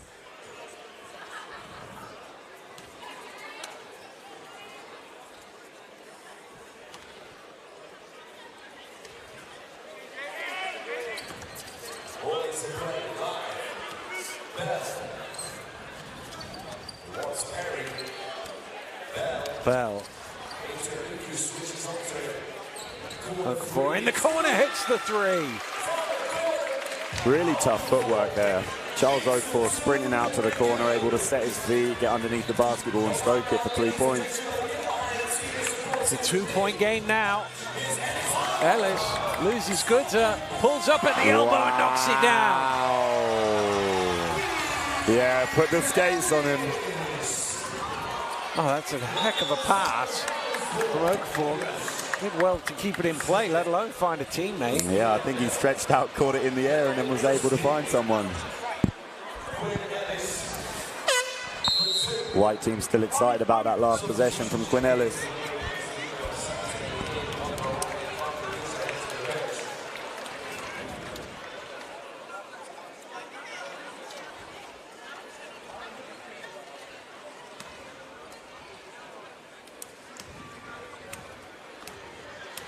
Black once again looking to try and make it a one-shot game.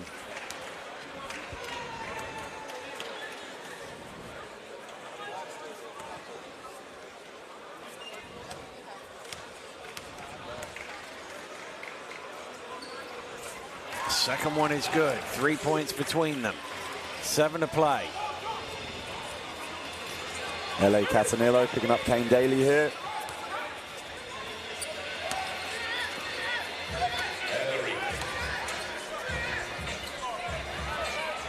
And Dooku back to Ellis.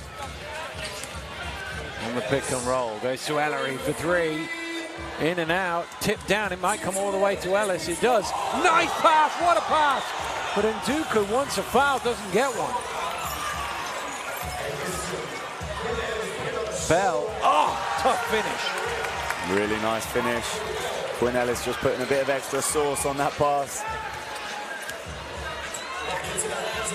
Down to Perry. Perry goes up, rearranged, great finish. Yeah, great find from Quinn Ellis there. Just the early seal in transition, straight into the big guy, 2 points. Traveling violation is the call. Gives White the ball back.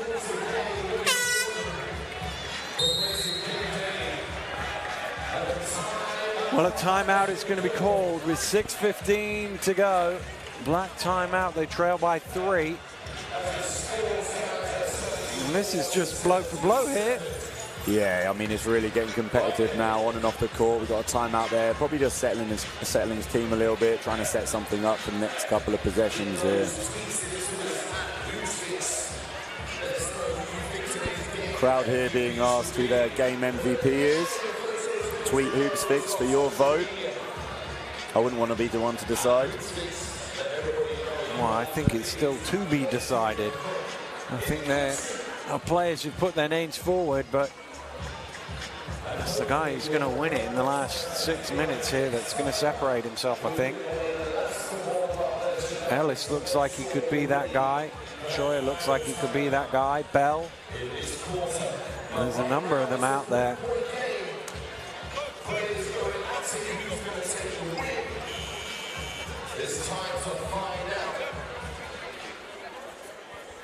Couple of changes here for the black team. White team stay the same.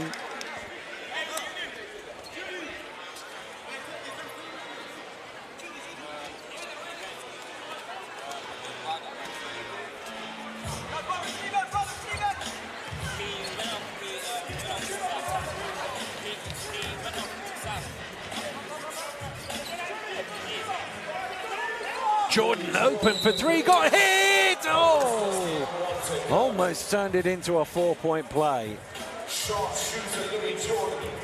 Yeah, Chudy Diorama there just realized he was late. Ran a little bit too enthusiastically on the closeout. Fouled the shooter. And Jordan at the line shooting 3. He had a 4-point play with his last shot at the Morningside Arena for the Leicester Riders in their semi-final before he heads off to university next season.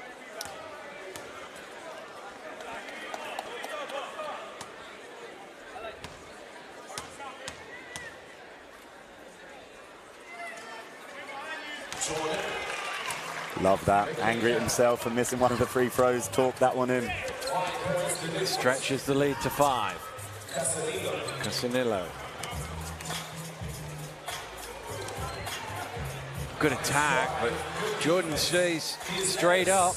Yeah, stayed in his cylinder nicely there. Ellis finds Nduku for the transition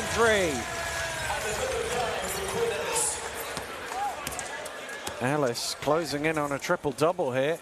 He's got 7 rebounds, 7 assists. He's already got the points.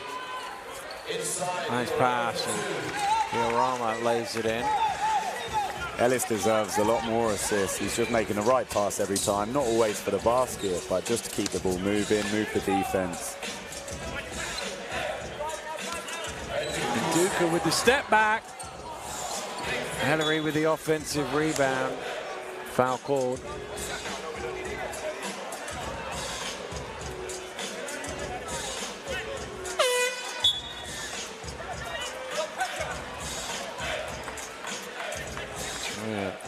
Into the game for Ellis. Matt Shaw being spoiled, being able to make that sub. I was just thinking that. Here's Jordan for 3, all string. Louis Jordan in the corner. The Charnwood pair are starting to get going. Jordan and Nduku both bringing up threes.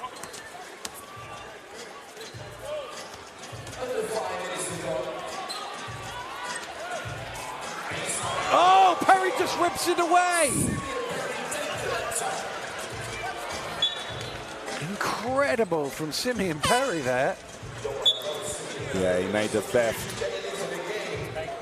Nice move.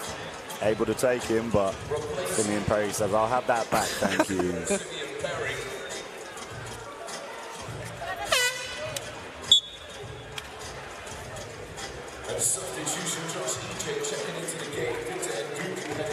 EJ in, Nduku out.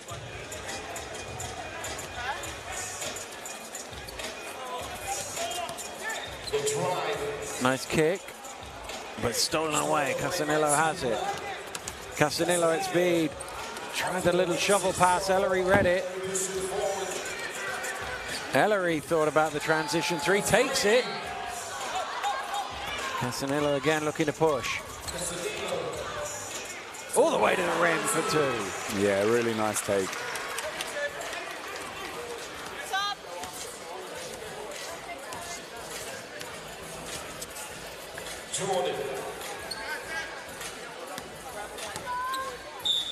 Sure, will that count? No, it doesn't go. I think it would have counted. He's going to shoot 2. Substitutions checking in. 4 changes for Team Black. Michael Bell, Sudi, Vincent, Kirigu, Probably reaching close to final rotations here. Get the 5 on the floor that are going to take you home.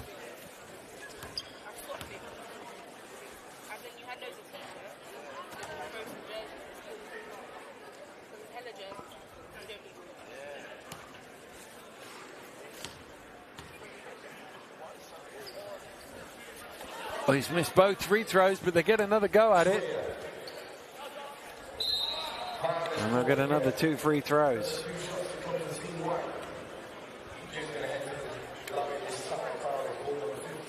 Coaches go mad about letting other teams get offensive rebounds on free throws, but when it's a guy like Josh IJ, it's really hard to stop him from going to get them.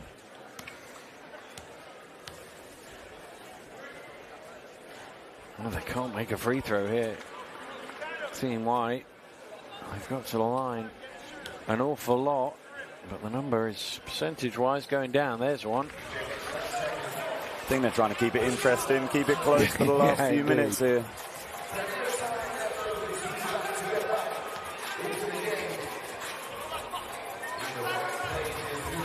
Goodza for 3.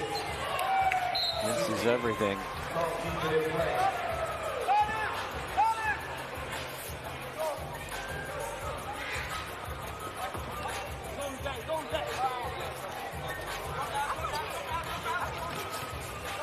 Looks like Black have gone to a little 1-2-2 press here.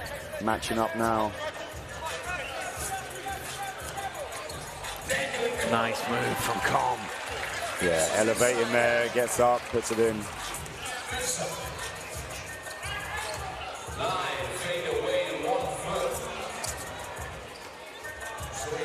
Well, 3 minutes to go. White now back up 10. Starting to look comfortable again. Under pressure, able to keep possession, but throws it away in the end. And that will be a black ball. Love the hustle, getting on the floor, making sure it's his team's ball.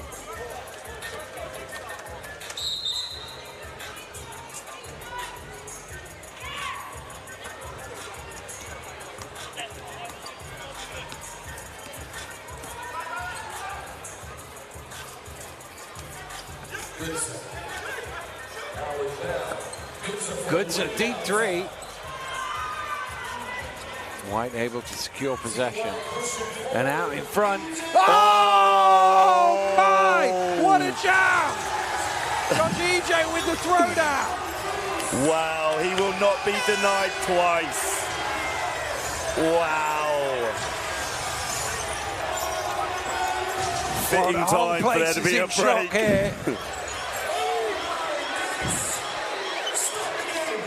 Wow, that is Michael Bell, unfortunately, who gets baptized there.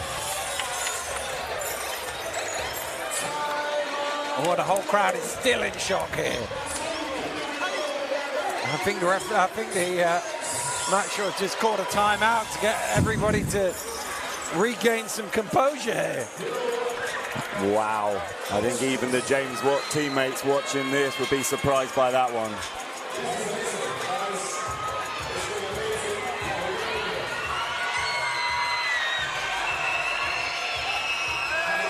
There we go.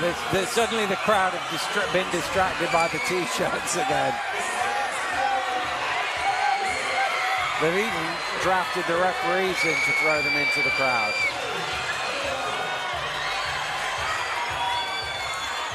It looked like John Letizio only made his throw to the second row there.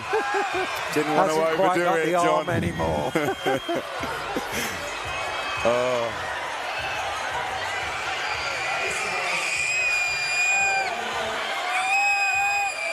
Mind you, you'd think they were throwing cash into the crowd the way some of the reactions have been.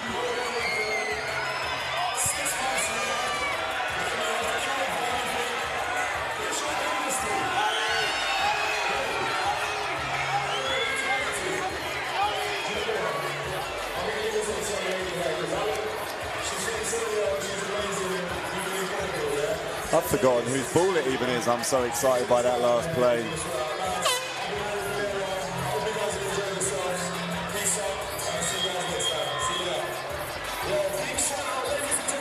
The atmosphere in here is incredible, isn't it? This is British basketball at its absolute best. Well, there is still 2:39 left to go. White with a 12-point lead. Trying to finish it off here. Ellis along the baseline.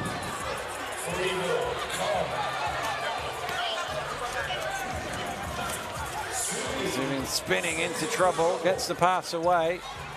Bell out to Goodser. You pretty much have to score every time down here, Black.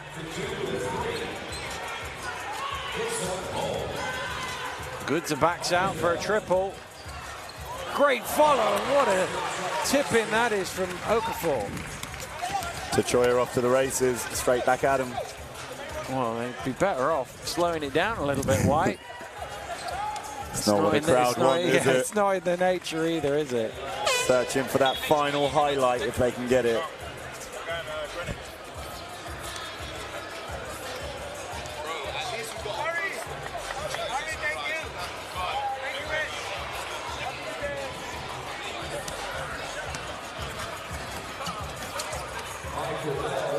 Mel. Ooh. That would have been nice if that had got through. There's an important foot there. It was Jordan's.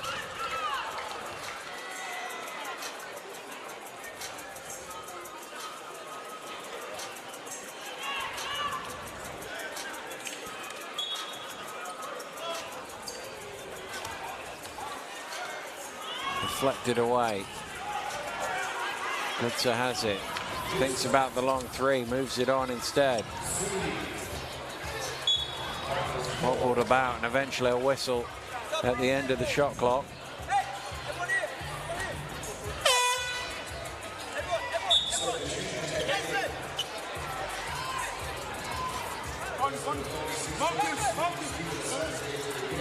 And a slightly fortunate ricochet.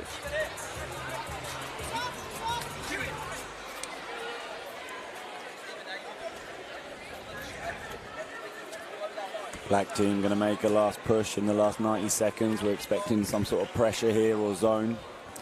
Coach Ryan drawing it up They need Okafor to make this last free throw, though. Well, he's just had a look back at where's everybody else. He's the one guy who doesn't know what was drawn on the board.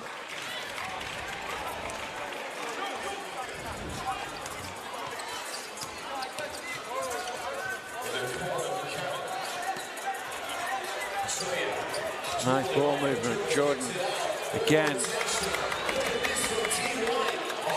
Buchanan for three.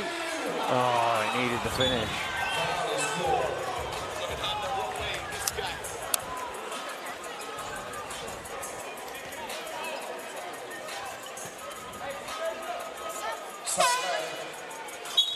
.110 to go. It's only 9. You've seen it done in that sort of time.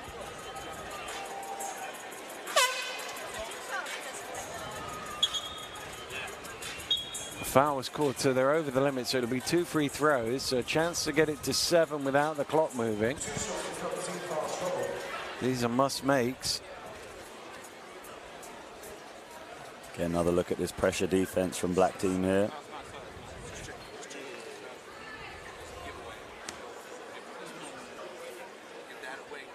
Coach Shaw gone with his big lineup again, led by Quinn Ellis.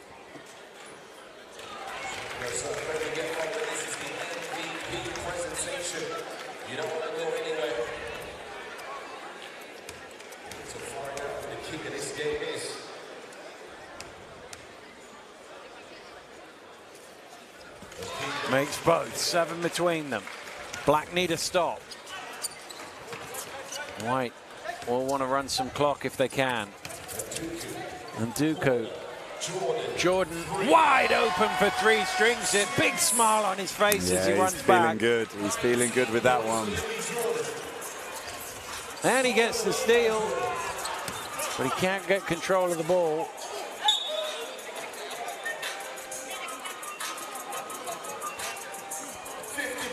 Yeah, Jordan's shown a little bit of everything here today. Hit a couple of threes, got to the rim, enjoying every second of it as well by the looks of it.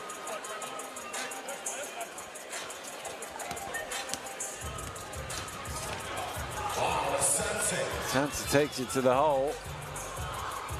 And Dooku just rips that away. Oh, Perry had in his head what he was going to do with it before he caught the ball.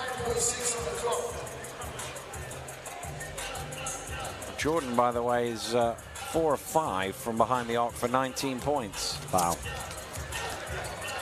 Goodzer off the mark for 3. And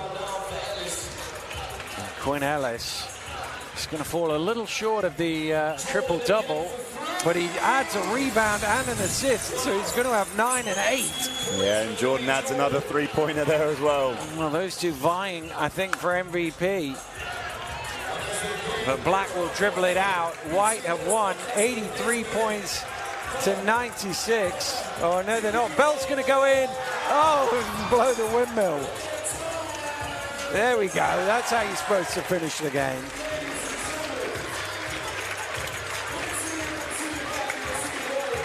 Well, there we go. The final score, 85 to 96. Victory for Team White. They really blew that game open with that big run they had. And even though Black came at them, they managed to keep them at bay right to the end. They looked in control for a lot of the game, didn't they?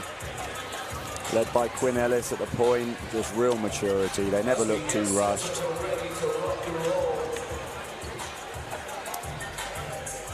Well, Quinn Ellis very close to a triple-double with 15 points, 9 rebounds, 8 assists, had a couple of steals in there as well, an index rating of 27, which was the best index rating in the game.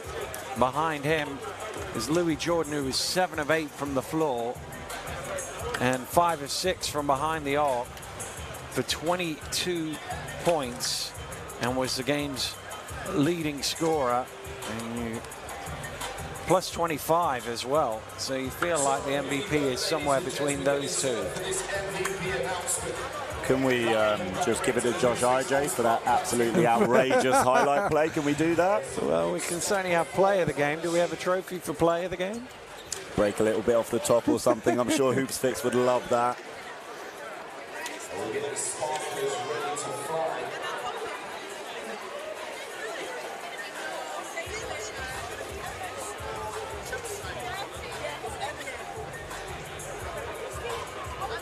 So, setting up the presentation.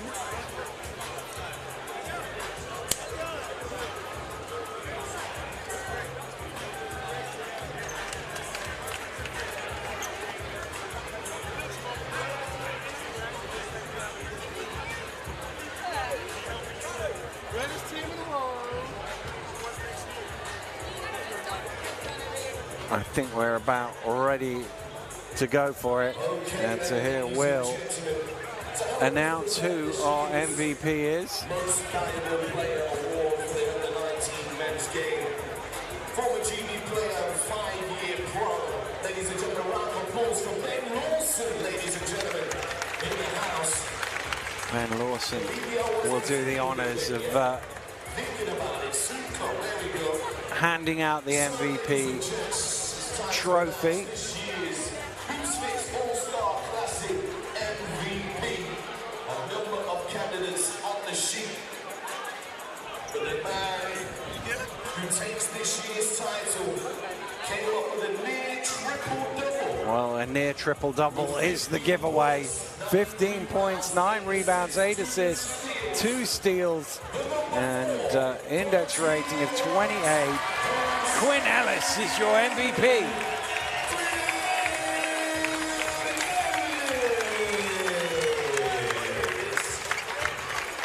Well, he will pose for the cameras and the fireworks will go off behind him. An excellent performance from him. Really had control of the game. Really well deserved. He had such an impact on the game whenever he was on the court. I'm sure he'll be taking that trophy back to Orlandina, where he returns to play second division pro. Well, he's going to do well to get that in his luggage, isn't he? The size of that trophy. Easy jet allowance is getting smaller and smaller, isn't it? Might have to go back to mum's house, I think. But an excellent performance from him. And as you say, he could easily have had a few more assists than the 8 he was eventually accredited for. And it was a really excellent performance of control as well. I mean, you saw the fact, as you say, he's been playing professional for a number of years, and you could see that in his demeanor on court. Absolutely, and actually this is his second performance here at Hoopsfix. Second time he's been on court, and you know, he looks completely different to the first time. You can tell he's worked really hard on his body, on his decision making. Really, really impressed with the young man. Well, Sam has been dragged out, kicking and screaming, I think, to take the applause of the crowd, and he in turn thanks back everybody. It has been a difficult couple of years to get to here, and the amount of work that goes into getting to here cannot be underestimated either.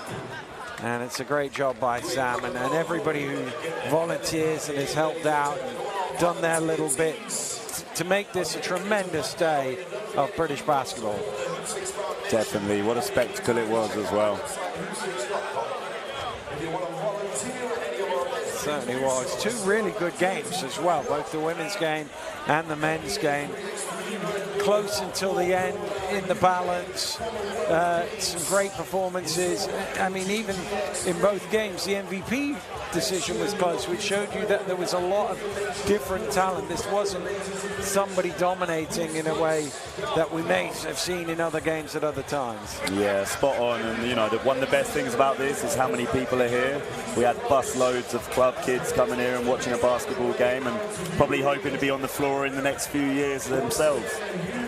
Well, it certainly has. It gives, as you say, the younger players an incentive.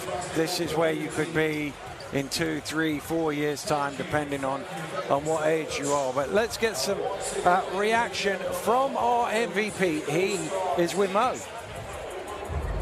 Ladies and gentlemen, the 2022 Hoopsfix All-Star Classic is in the books. I'm joined by the MVP of the game, Mr. Quinn Ellis. How are you doing, man? Congratulations on the award. How do you feel about today's event? Thank you. Like, today's event was just amazing to be here, amazing to be a part of it, to play with guys that I don't never get to play against, obviously being in Europe, but it's just a great event to showcase the best British basketball talent out here. It's really good.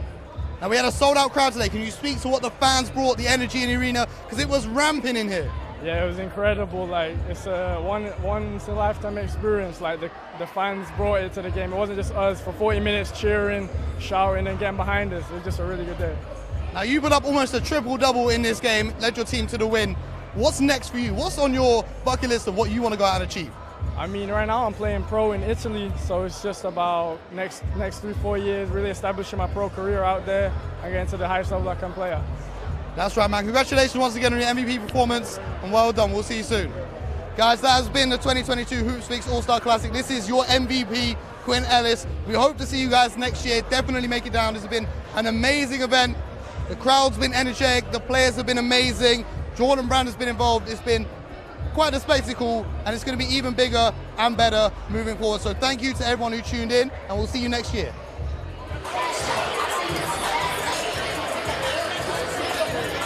Well, thank you to Mo as well. It has been a fabulous day of basketball. Just a final word before we go about how much you've enjoyed it today, Billy. Yeah, I mean, this is my first time doing commentary, actually. It's been absolutely brilliant, especially as, you know, one of the guys who was lucky enough to be coaching some of these when they were younger, to then see them come out here on the floor and the maturity in their game and how much they've improved is absolutely brilliant. So, no, thank you for having me. It's been an absolute pleasure, and bring on next year. Bring on next year, of course, again. And don't forget, if you can't play here, you can always go to the Clapham court and play there.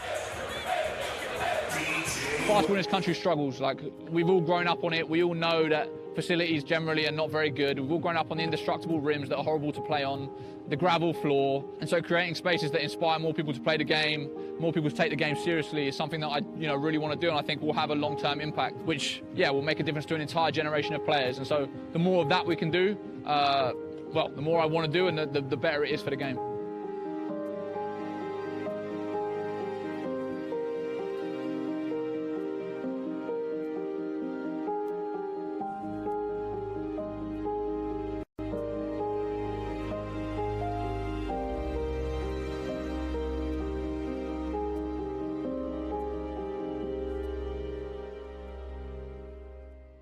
So in 2018, we decided that we wanted to renovate a basketball court in London. We put out a thing on Twitter, and so Clapham Common was the place that was most nominated by people, and this seemed like the perfect situation, perfect place to do it. And so that's what we did. Of course, because it's a common, we didn't realise this until we got a bit further down the line, but because it's a common and not a park, there are a number of different sort of restrictions around it and legalities around it that made it take a lot longer than we'd hoped. So yeah, it's taken 3 years to get to this point, and in large part because of Foot Locker's involvement over the last year and a half through their Raise the Game campaign in partnership with the NBA. It's really accelerated the process, and we've here we are, and finally able to open it and let the public use it. Why this means so much to Hoopsfix is that as part of our contract with Lambeth Council, we're allowed a certain amount of days to use it for our own events in the summer. Obviously that's in conjunction with Foot Locker as well. And having the seating, having the bleacher seating for 180, I think it will be, all of a sudden we have a venue that we can run events for free because we have that agreement with the council, and we can ticket them because we've got spectator seating, which allows us to be able to bring more money into the sport, to be able to reinvest into the things that we're doing to try and grow the game. So it's a game, it's a literal game changer for us. It will, increase our resources to be able to grow the game and hopefully make a difference long term. So yeah, it's been a long journey to get here, but 100% worth it now, seeing it sort of come to life and seeing everyone coming down and getting so much pleasure out of it.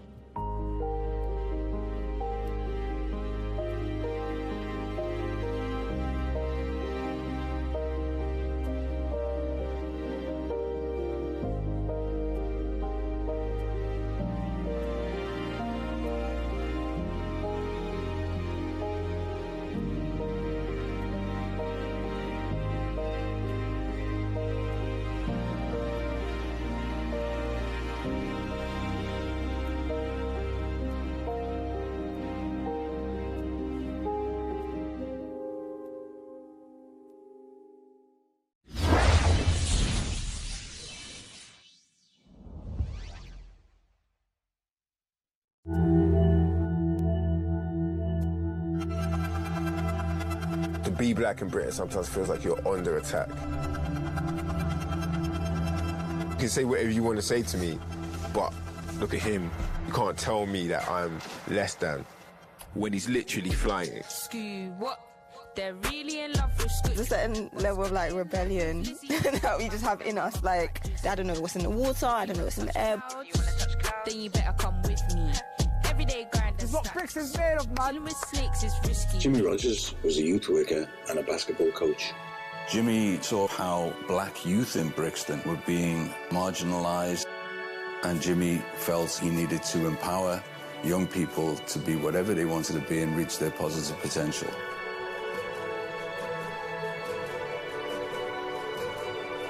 Anyone who's on the outside looking in will think this is chaos, this is crazy, but it's a place that you end up falling in love.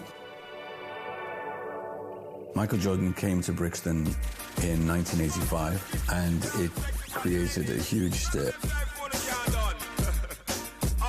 We scrimmaged for about 2 hours maybe that day. He went past me in that game, and his sneakers, like, I'm sure they were around my ears.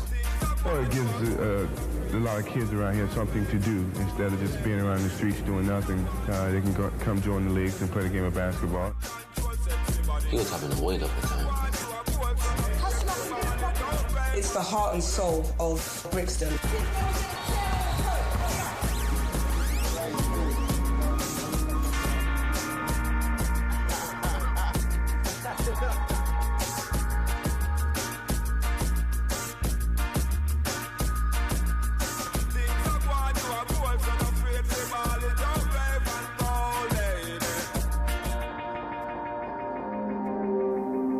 My father came here in 1954. That first influx of Caribbean migrants, the Windrush generation. The environment that first generation had to experience was brutal. They were invited here, yet when they came here, they were treated with scorn and told to go home. We were in the height of Thatcher years, very uncaring government that saw us as a problem. It was always going to end in an eruption of anger. I really feel that resistance is in our DNA.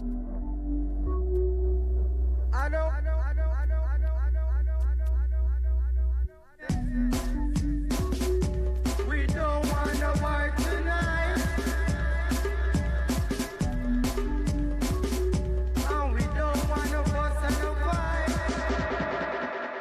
One of the biggest secrets of history, really, is how central black women are to our community's narrative.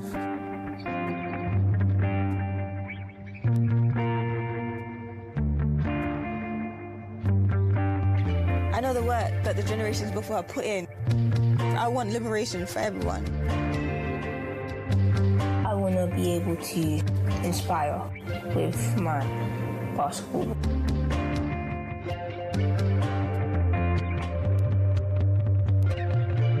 Shows me that I can do things, build an identity for myself. Got pride now. I can say Michael Jordan came to my club. If you think about how many people have been positively affected in the club, can you see how it branches? It's now bigger than just in Brixton or in London or even in the UK. I've come across the French Jimmy Rogers. I've come across the Bronx Jimmy Rogers. They exist all over the world, but nobody knows who they are. The people that come are interchangeable, but the ethos and the sense of community doesn't change. I'm going to keep campaigning. The injustices that I see every day, I dare to be joyful, I dare to be happy, I dare to look. The old spirit that we had, that kind of defiance that we had, the energy that we had, has passed on. These guys went through it for us. We grew up in the community that they created. It's like they gave us the blueprint. We definitely have to carry that. There's kings and queens on every street.